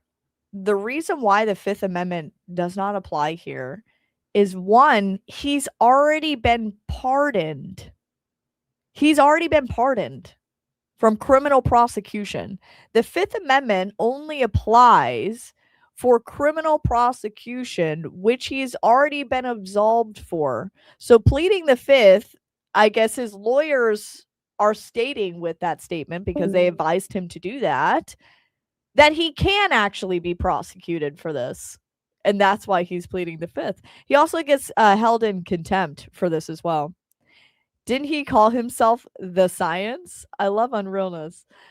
If you ever want to jump in on this, homie, you're welcome to join the Discord if you want to add your commentary. I know this is something you love to talk about too. Wow. All right, let me tell you who David Schertler is for the audience, because he was ejected by the chairman. He's a high-profile criminal attorney. He's represented some really great people, like Senator Bob Menendez. Maybe that's somebody who my Democrat colleagues may remember took gold bars as bribes from the Egyptians. And there's an article here in the Washington Free Beacon that talks about why you would hire a guy like David Schertler. And the comment is, if you're in deep shit, that's who you call. Do you feel like you're in deep shit? Yeah. On the advice of counsel, I respectfully decline to answer based upon my rights under the Fifth Amendment to the Constitution. Clearly, what you think today is that somehow you're above reproach. Somehow you feel like you don't need to be treated like a normal American. can you do me a favor in the audience and stand up if during the time of the COVID pandemic, you were called a racist This is so for calling the embarrassing. virus a Wuhan virus or the China virus? If you thought the 6-foot rule was total crap, if you thought the vaccine wasn't something that you should take, if you thought it was outrageous the way the mask policy was rolled out, if you were fired from your job for not taking that vaccine, including members of the military, if you thought closing schools was catastrophically stupid, and that you thought that during these times saying these things made you somehow a lesser human being. I didn't feel lesser though. Dr. Fauci, can you just turn around and look at the people behind you? Yeah, look around, Fauci. Go ahead, turn You're not around. willing to do that? Turn around, you That's not a fucking question. coward. It's not a question. To your lawyer, it's not a question. Yeah, a look, request. go look. All you I need to ask counsel if I could turn around. What a fucking douche. have to do is look up from your lawyers and look at the people who were absolutely shamed for saying what we know now to be the truth. Facts. You can't even look at them? Nope. That's a question. Are you able to look at them? You can sit down, the On the audience. advice of counsel, I can't look at the embarrassment standing behind me. Stop. There was a mom in Ohio Millions during standing. the depth of the By the way, shout out to Sky Nova. She sent us $5 on Cash App. She said, "Thank you for all that you do." Thank you so much, Sky. Appreciate you. coronavirus pandemic, decided to go to her high school football game for her son. They hadn't been out much. The kids had been learning at school, and then the school got shut down. They hadn't really gotten much out of that education. As any parent knew, that remote learning was no learning at all. But it was a Friday night. Her son wanted to go watch a buddy go play football. So they went to the stadium. They sat alone, far from everybody else, just a mom, a dad, a few kids. They didn't feel they needed to wear masks because it was stupid, because they were outside. They all live together. They're not near anybody. Dr. Fauci, do you know what happened to that mom and that family? That's a question. On the advice of counsel, I respectfully decline to answer based upon my rights under the Fifth Amendment to the Constitution. I also wanted to give a quick shout out to Extorted. He also sent us some money on Cash App. Thank you so much, Extorted. Appreciate your support. They were dragged out of that stadium and arrested. Those policies were put in place because you had moronic politicians that listened to the words of a megalomaniac who was more interested in having met a Kardashian than the suffering of the American people. And that is you. Your advice to communities like that, to idiotic politicians who enforce those rules, arrested that mom for watching a football game with her own family outside. When that story broke, I said to myself, I cannot stand idly on the side and watch this happen. It was about 6 years ago today that I decided I'm going to give up my businesses, sell them all, run for office, run for the United States Senate. Here I am sitting in front of you 6 years later saying, who the fuck do you think you were for doing that? Mm-hmm. It is a total disgrace what you did to this country. Clock And if my it. Democrat colleagues are standing there defending you, I hope the voters of the United States of America watch the clips of every one of you doting on a guy who was more interested in being a celebrity than saving American people. I will make it my mission to make certain that every single one of those Democrats who did that will see that clip over and over and over again. Because there is no defense of what you did. You may have had a 50-plus year legacy of public service, but it ends in total and complete disgrace. So let me ask you an opportunity to answer one question. Will you apologize, just apologize, to the people who you harmed through your actions? Will you say, do you have the dignity to just say you're sorry? Of course not.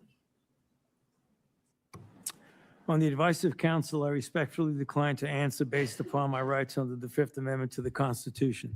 What happened to nobody's above the law? Remember that motto the left was saying while they were trying to throw Donald Trump in prison? Nobody's above the law. Nobody's above the law except Anthony Fauci, except Hunter Biden. Anthony Fauci is not allowed to be prosecuted for anything. All the way back to 2014, this man has immunity.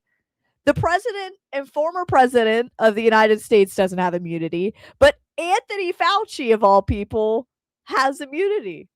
This man's untouchable. But I thought we were going to hold people accountable. Thought nobody was above the law, except really wealthy, big pharma slop doctors. Yeah? Yeah. So you won't apologize to the military members who Joe Biden summarily dismissed from the military for not taking the vaccine?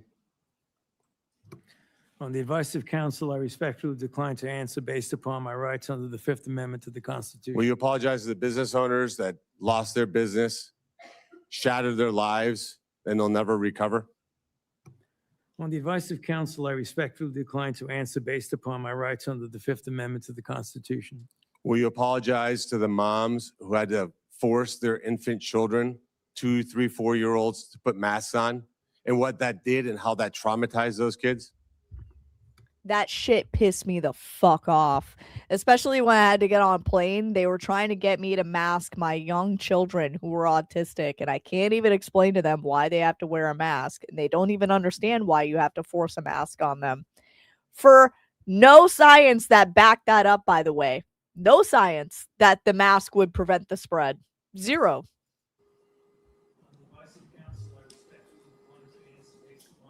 Under the Fifth Amendment to the Constitution. Will you apologize to the family members of the people who died because they took your advice and not only got the first vaccine, but the 5, 6 other boosters that they did not need? Clock it. To answer based upon my rights under the Fifth Amendment to the Constitution. Will you apologize to that mom from Ohio for being arrested for watching a football game with her family? Nope. On the advice of counsel, I respectfully decline to answer based upon my rights under the Fifth Amendment to the Constitution. So you didn't know who wrote the Fifth Amendment. It's James Madison. Lived in this town. I can only wonder what he would think of somebody like you invoking his writings to shield culpability for the actions that you took. It's no secret why you have to hire the biggest dirtbag attorney on the planet because of what you did. I hope you're paying him well. And I hope that one way or the other, somewhere, sometime, you answer for your crimes. Senator Ernst. Thank you, Mr. Chairman, for holding this important hearing today. Dr. Fauci, Americans haven't forgotten the tragic stories of people who lost loved ones during COVID and those that were denied a chance to say goodbye to their family members that were in hospitals or residing in nursing homes because of the COVID-19 protocols. Americans haven't forgotten the mandates, the adverse reactions to vaccines, the government misinformation, social media censorship, hotlines to tattle on their neighbors, the forced school closures, the tragic rise in suicides, or those businesses that were forced to close during lockdowns. Americans haven't forgotten the hundreds of billions of dollars spent by taxpayers for COVID relief, stolen by fraudsters who bought Rolls Royces and yachts. These were taxpayer dollars. Americans have lost. I love this comment on realness, and they call us fascists. Yeah, remember when the left was running around like Gestapo saying that you needed to show them your medical records in order to enter into bars and go to certain places within society? Can we have your papers, please? Yeah, by the way, your employer had to have access to all of that as well. They tried to force you to take a medical procedure or lose your job. We're the fascists, right? Oh, censoring everybody off the internet that disagreed with you. Yeah. You remember that. Remember when the National Guard was marching through the streets to enforce curfews? You have to stay 6 feet apart. You have to wear this. Yeah, that's what fascism actually looks like. Trust in science and government after the COVID response. Trust which will be incredibly difficult for us to gain back. Dr. Fauci, you said that the science was evolving and that your recommendations evolved with it. But Americans remember you as the public face of the coronavirus response. As one of the nation's most trusted voices, you urged policies you said were absolutely necessary, even when those policies came at an enormous human and economic cost. And Americans deserve answers about reports that you may have worked with others to pressure the president into adopting the slow the spread strategy, and why you later sought an unconditional pardon for crimes you may have committed dating back to 2014. Dr. Fauci. This is where I feel, honestly, and this is why I can't say my opinions on TikTok about the 2020. I think this played a huge role in election interference activity. The advice given to Anthony from Anthony Fauci to give to Donald Trump to tell him to implement these policies that he knew would have an adverse effect on public opinion, that also played a role in the election interference activity that was done, by the way. That's my opinion. I just wanted to do a quick shout out to Fernando from Cash App. He said, "For the love of the show, Millie, God bless. God bless you too, brother, and my fellow Christians, my brothers and sisters in Christ. Thank you so much. May God be with your spirit." Thank you so much, Fernando. In 2022, you had a taxpayer-funded salary of $480,000 a year. You were, in fact, the highest paid federal employee in the entire federal government, even making more than the NIH director and the president of the United States. Whoa, what? What? Wait. You're telling me we paid Anthony Fauci more than the highest executive office in the land, the president of the United States? We were paying this man over $400,000 fucking dollars? Why? According to now public documents, that was due I don't know whether to in laugh or large cry. part to your work on biodefense. Unreported is how NIAID spent over $1 billion from 2009 to 2026 in biodefense and influenza federal contracts and subcontracts. My office uncovered records on usaspending.gov that show from 2015 to 2020, NIAID paid out $515,418 in Thank you, Tracy. subcontracts to Harbin Veterinary Institute in Harbin, China, including $100,000 a few days after it opened a BSL-4 biolab in 2018. I just wanted to address this comment, not just because it's a super chat, but because this is the second comment that I've seen now where people got the jab and unalived. Thank you for this. My sister, 58 years old, died from the forced jab. She got the shot on Friday, dead on Monday, blood clot to the heart. I am so sorry to hear that, Tracy. Very, very sorry for your loss. I think a lot of people were put in really difficult positions because they really did not want to take the jab, but it was either take the jab or lose your job. And many people just couldn't financially afford to lose their job at that time. So I'm very sorry to hear that. Sorry for your loss.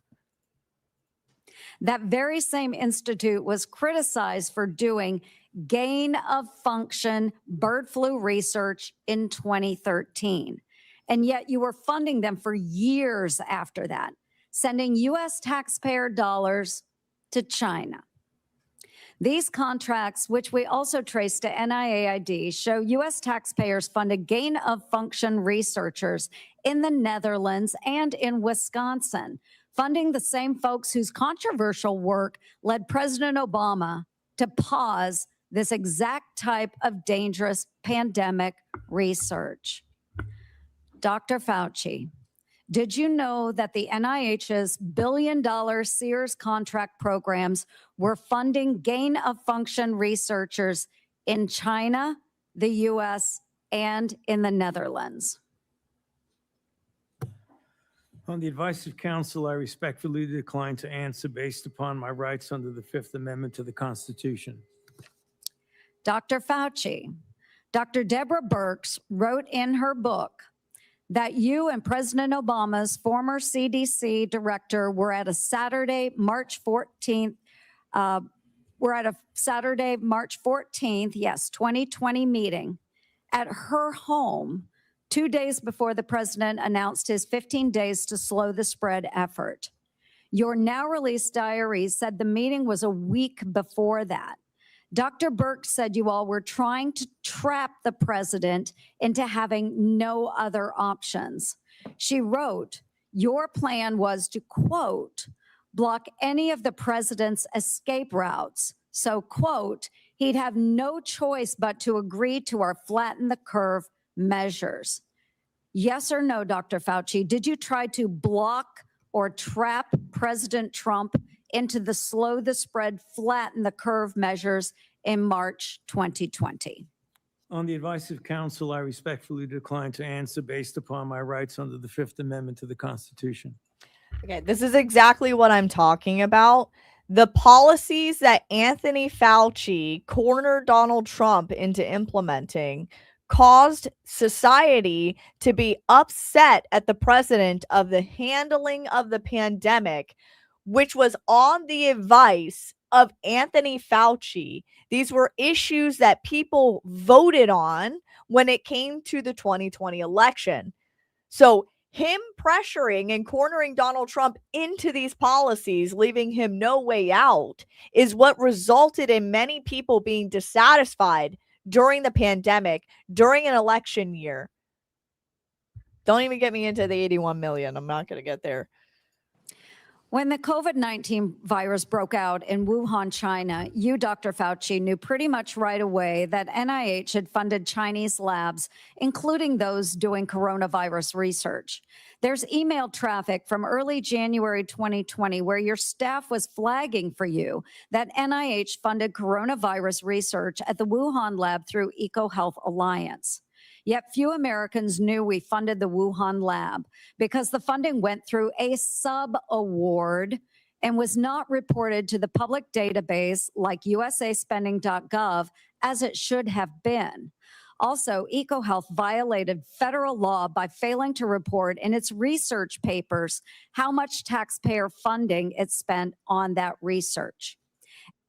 100%. So, there's a right. She put in a super chat. Thank you for the $10, by the way. She said, is there any legal recourse for American people against Fauci or the government? Yes, there is. Okay, so Fauci got a federal pardon. States can still charge him, states can still sue him. Class action lawsuits can take place to a certain extent because some people decided in our government to give certain people immunity based on these vaccines, based on some of the protocol that surrounds big pharma. So, yes, but it's extremely limited, is the answer. But states can sue him. Yes, they can. So that would be a recourse that could be taken. Also, Philly, thank you so much. I appreciate you for the super chat here. Thank you so much for the support chat and coming over from TikTok to support me here on YouTube. Thank you. At my request, the Government Accountability Office helped track down that $1.4 million of U.S. taxpayer money that was sent to the Wuhan Institute of Virology, both by you, Dr. Fauci, and through USAID.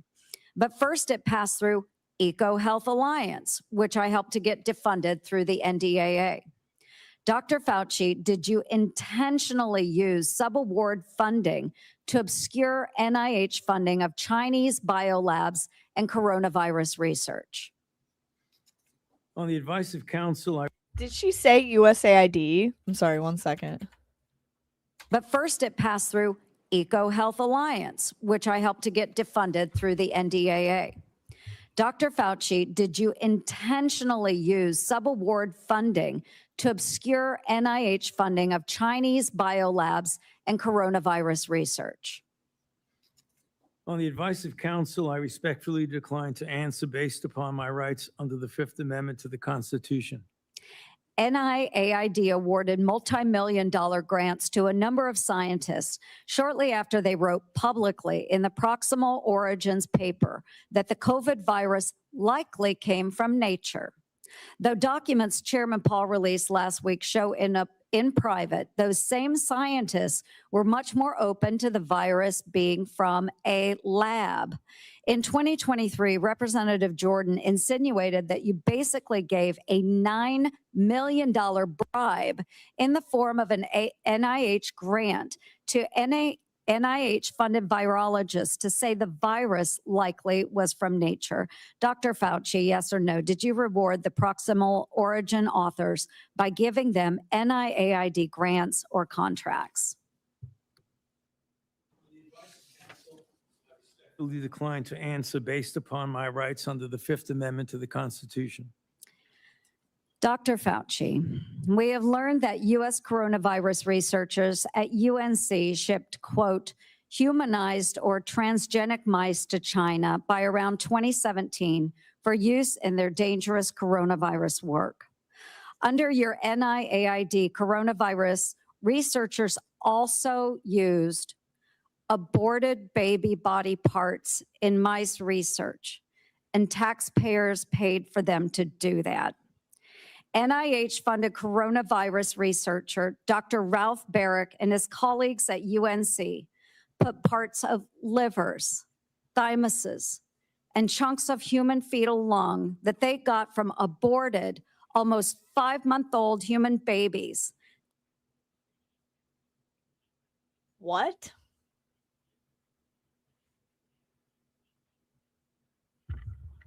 Five-month-old fetuses. This is what I'm saying. This is child sacrifice, ladies and gentlemen. And this is another reason why the left really likes abortions. They like to be able to use the stem cells and the body parts for Frankenstein experiments like this.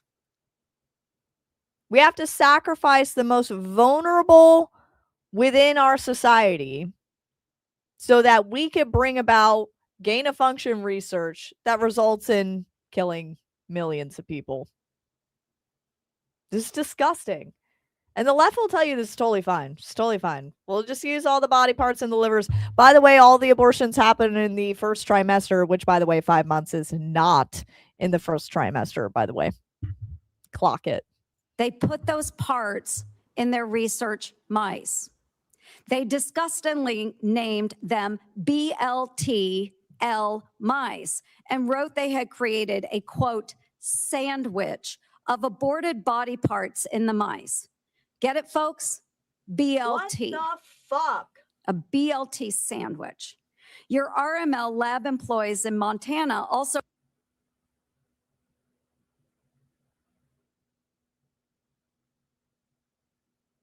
Bro, these people are fucking disgusting. That is the most disgusting shit I've ever heard.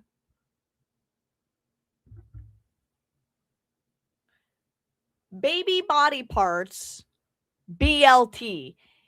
That would be something you would hear in like court TV, true crime documents of a serial killer like Jeffrey Dahmer, screwing into people's skulls and laughing about it. Except these are the scientists that we have to trust the science from, just letting you people know. These people are actual fucking psychopaths. That's something you would expect to hear out of the mouth of a serial killer. Except for we're hearing this from doctors and scientists. BLT. We're talking about human body parts. ordered and used aborted baby body parts in their taxpayer-funded research. Pure evil. And emails show how they plan to use those mice for post-COVID work.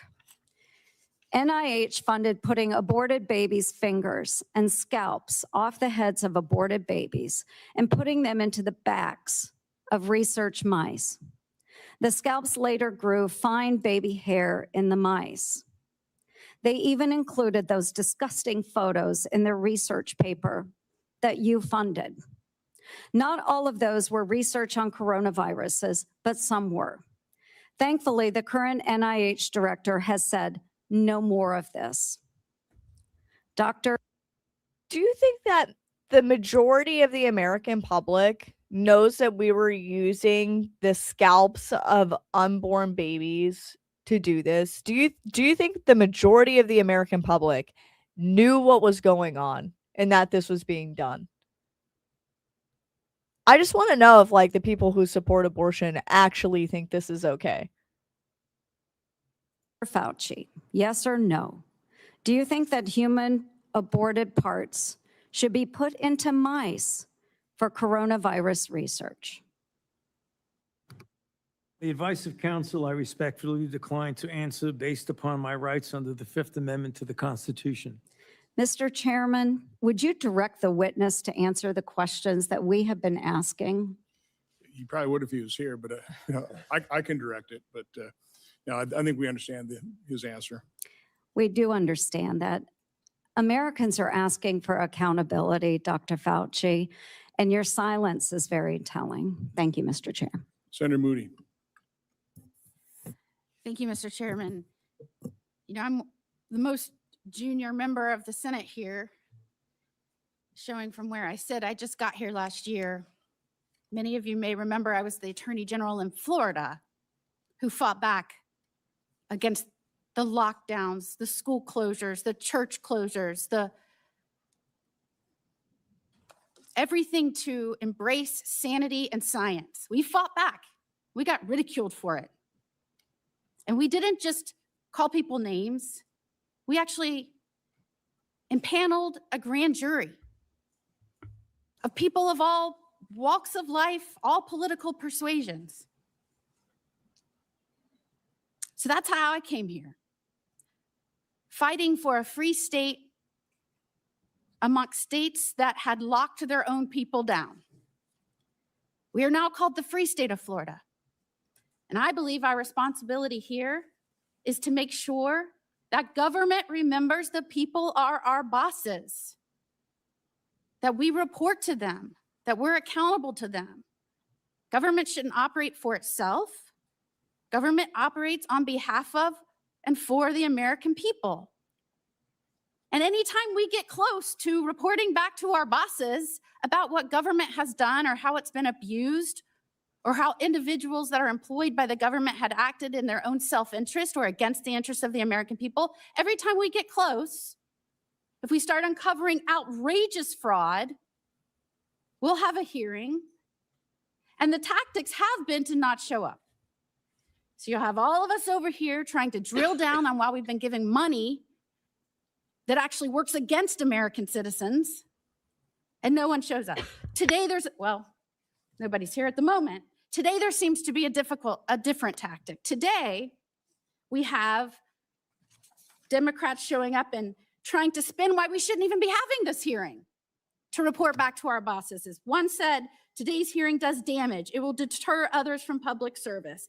Another said, this hearing is designed to entrap you. Another said, one fell all over himself, flattering you, thanking you for your service multiple times, quoting man in the arena. Another said that we are demeaning first responders. And today is a sad play in a repeated playbook, or we're going after one man. I mean, all of their time was used on why we should not be having the hearing to report back to our bosses and give the people accountability. So I would like to talk about that, because I believe that the trust the American people place in our public health institutions and what happened to that trust during COVID is important. Because in a public health emergency, they are asked to make extraordinary sacrifices based on advice given to them by the government that is supposed to be working for them. And for that system to work, the public has to be able to trust the people giving them instructions. That trust depends on candor. Would you agree with that, Dr. Fauci? By the way, the result of this is that now more people than ever do not trust the science. They do not trust doctors. This had a lot of Americans losing faith in the institutions like the WHO, the CDC, because they were completely exposed on their lack of understanding of how to handle the situation. They had to walk back certain policies. They had to walk back how much they fear-mongered about this situation. The Democrats, who basically wanted to control everything about our lives, had to walk back that it wasn't as bad as they made it out to be.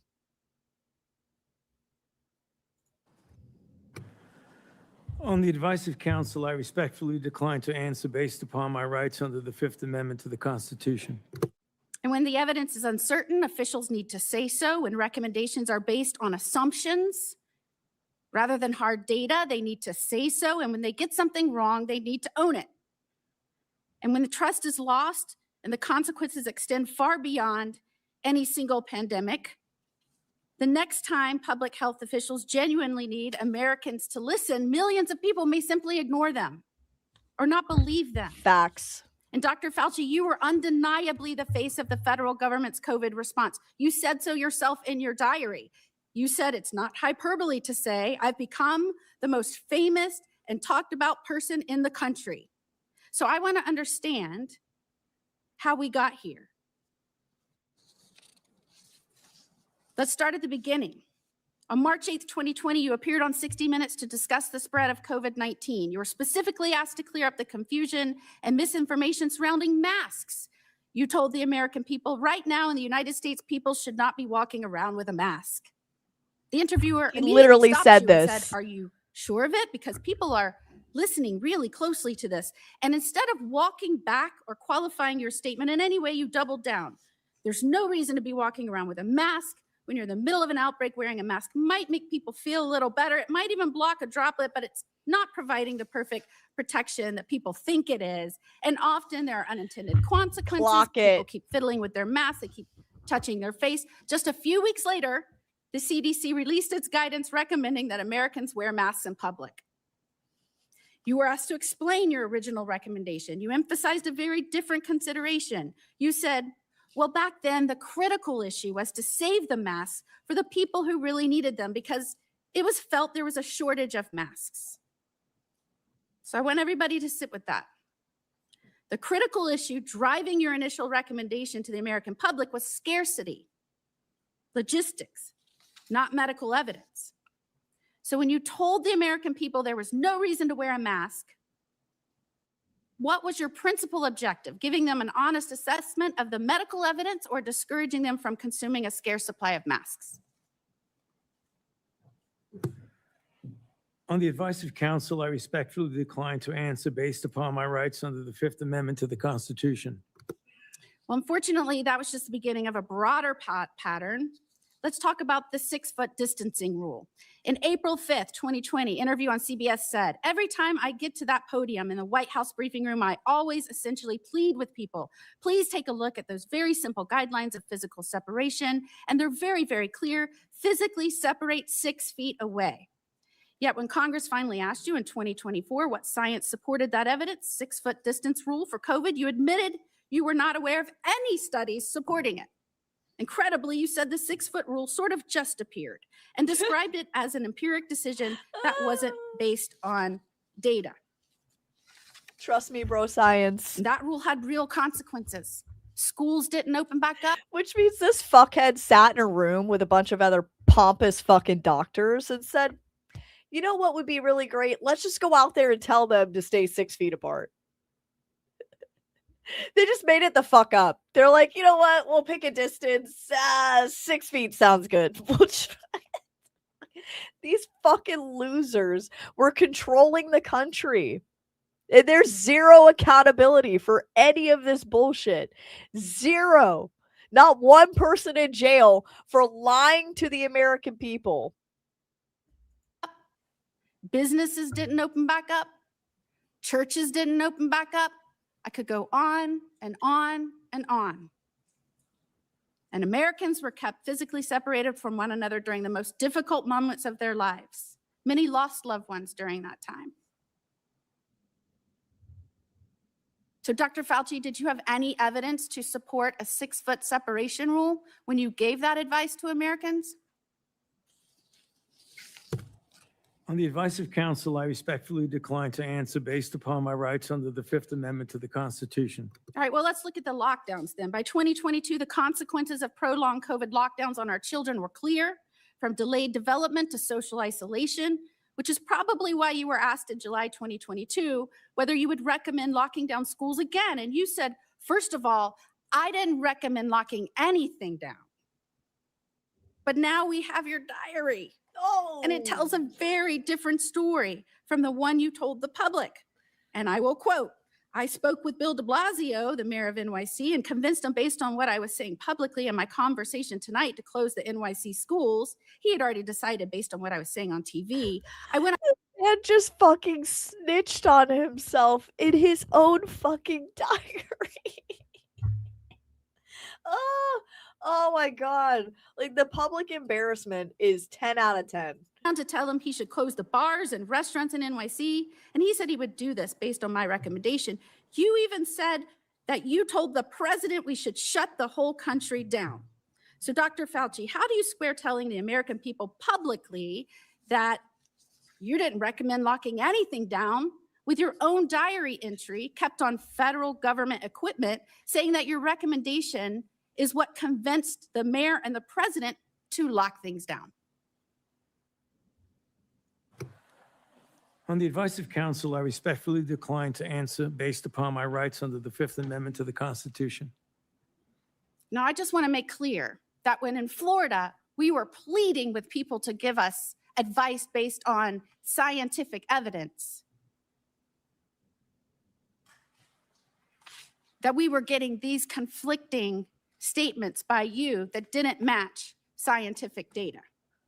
And in fact, when we impaneled a grand jury, the grand jury's conclusion, not surprising to anyone, and by the way, we're still the only state to have impaneled a grand jury. I was the only attorney general to do this.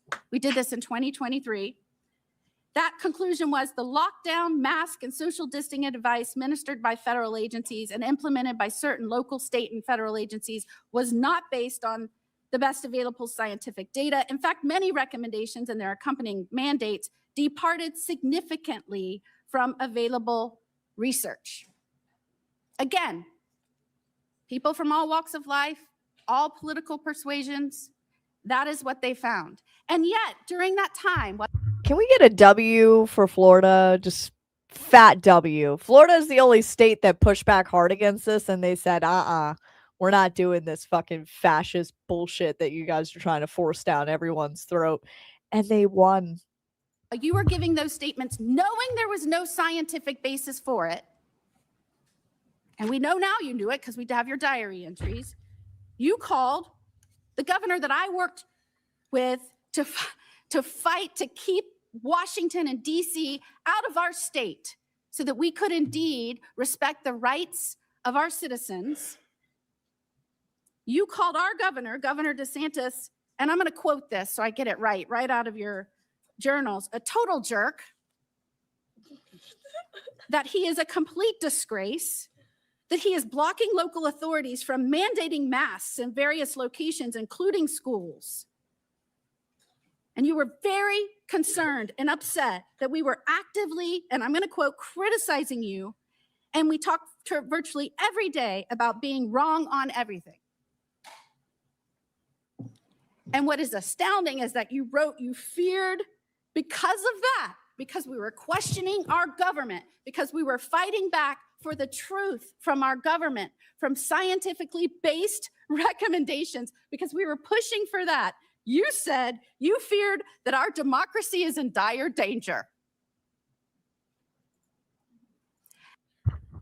Yeah, Troy asked, I missed how the diary was leaked. Yeah, so this douche nozzle was dumb enough to document all of this on a government hard drive.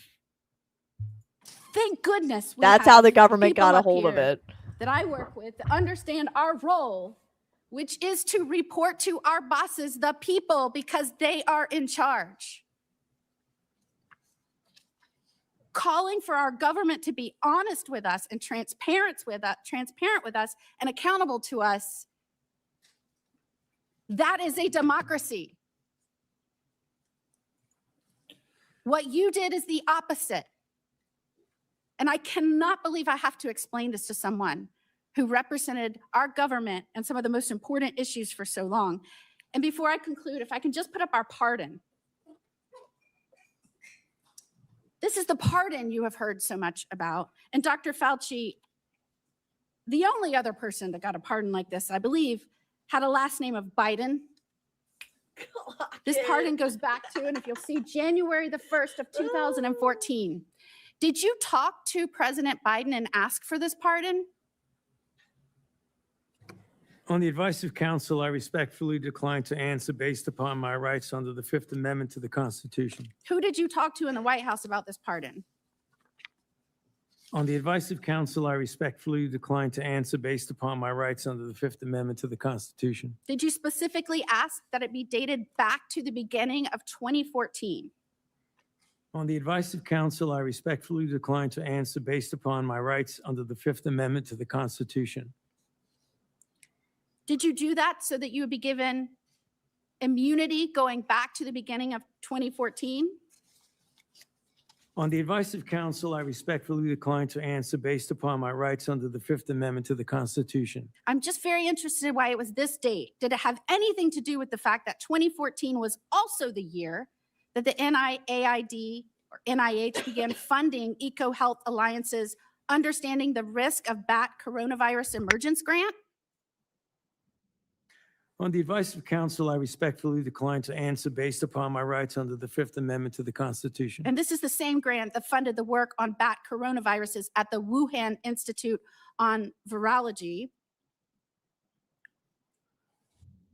Millions of Americans are questioning what happened during COVID, why we were given misleading information, misleading advice, why you gave conflicting statements based on, I guess, how you were feeling that day. And Americans, rightfully, we lost over 1 million Americans. They should be insulted when the Democrats insult our chair that he's doing this because he is on an obsessive mission to go after one man. Could his obsessive mission be to find out why 1 million Americans died and who might be responsible for that and where that started? Could that be his mission, Dr. Fauci? Nah, a million people died and nothing to see here, folks. We don't need an oversight committee or anything like that. But a couple people break into the Capitol, shit on Nancy Pelosi's desk, and steal her laptop. Hearing after hearing after hearing after hearing, indictment after indictment after indictment after indictment. But 1 million people dying. Nah, we don't need to look into that, guys. On the advice of counsel, I respectfully decline to answer based upon my rights under the Fifth Amendment to the Constitution. And after everything we have just walked through, can you sit here today and tell the American people, our bosses, that you bear no responsibility for their collapse in trust of their government? On the advice of counsel, I respectfully decline to answer based upon my rights under the Fifth Amendment to the Constitution. Time has expired. We're going to do another quick round for those who remain, about 5 minutes. Any questions that haven't come up that are pressing? Let's try to. All right, so I won't be able to get through all of that. I believe what I will do is fast forward to essentially where Rand Paul says that they plan to hold him in contempt. Question. On the advice of counsel, I respectfully decline to answer based upon my rights under the Fifth Amendment to the Constitution. Because you refuse to answer, citing a privilege that is unsupported because of your pardon, and after being denied to do so, this committee has scheduled a vote next week on a resolution certifying your contempt. I think we have another question or two from Senator Langford. Mr. Chairman, really, this is a question for you, and it's a question to try to figure out how do we get a good answer on this? Because clearly Dr. Fauci's attorneys are saying that he has a Fifth Amendment right. We've also subpoenaed him to be able to compel his testimony to be able to be here. I happen to be in the committee. We're also dealing with Lois Lerner. Lois Lerner came and testified, gave an opening statement, and then took the Fifth Amendment. The committee then held her in contempt for that, saying you can't do both. You can't both testify and say I'm not going to answer questions.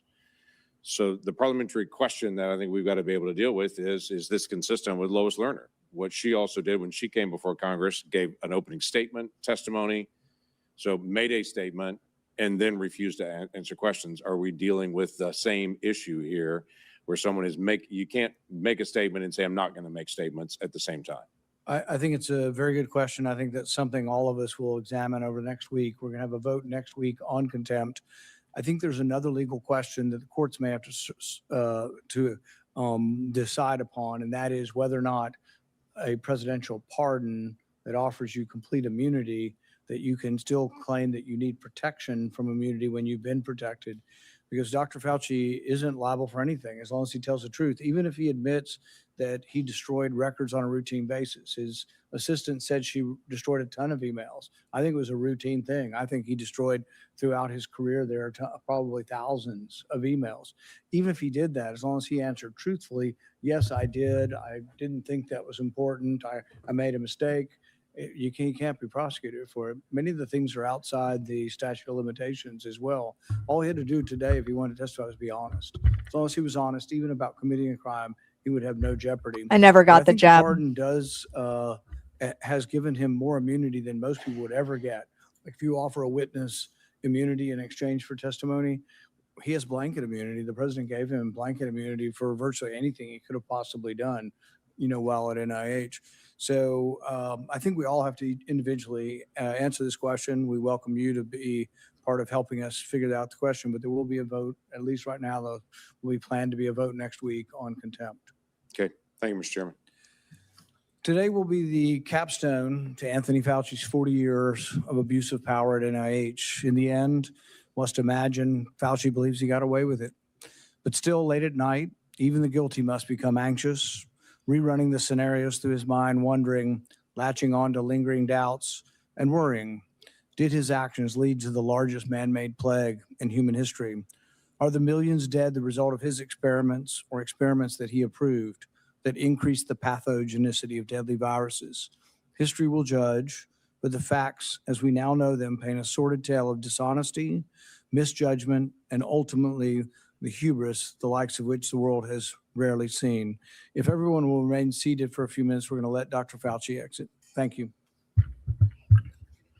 All right, that concludes the hearing. We didn't hear from everybody that gave their testimony at this hearing, but I think we heard the relevant information, like using aborted fetus, 5 months, using their body parts and attaching it to the back of rats was the most vile, disgusting thing I ever heard. And to hear that government employees were labeling that as being BLT is fucking disgusting and nothing short of pure evil. I also wanted to play this video. Benny Johnson had put it out in the height of the pandemic. You just basically saying that you can't serve, otherwise, if you're not going to patron, you know, you have the card. I know, but you don't have it, then you're going to have to leave. And if not, you'll be subject to trespass. This is inside of a restaurant that they are demanding to see paperwork that they've received the vaccine. Just had a minute. You're not going to stay here.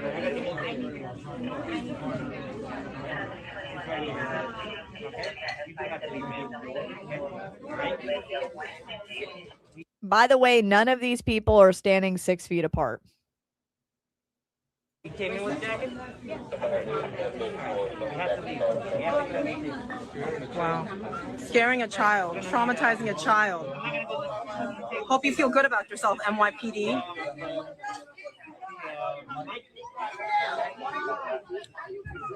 This is disgusting. This is gross. You guys failed us last night. You failed us last night.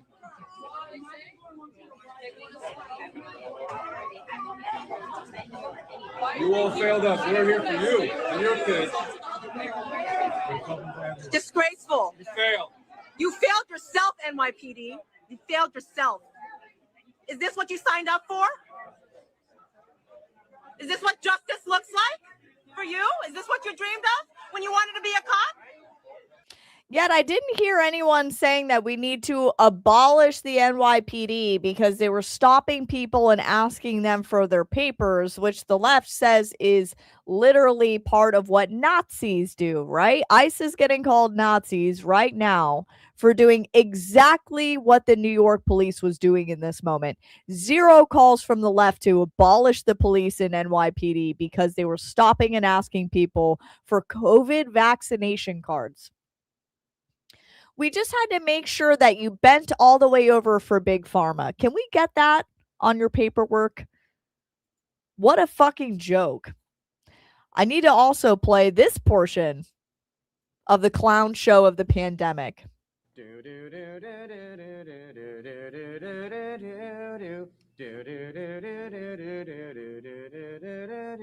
Dr. Fauci, give us vaccines. Help all the people who have been quarantined. We'll wear our masks and we'll have to stay distant. We'll wash our hands and we'll be more resistant. Fauci, yes? Promise us, please. We'll have a cure that can fight off this disease. Restrictions will lift with some ease. Dr. Fauci, don't forget me.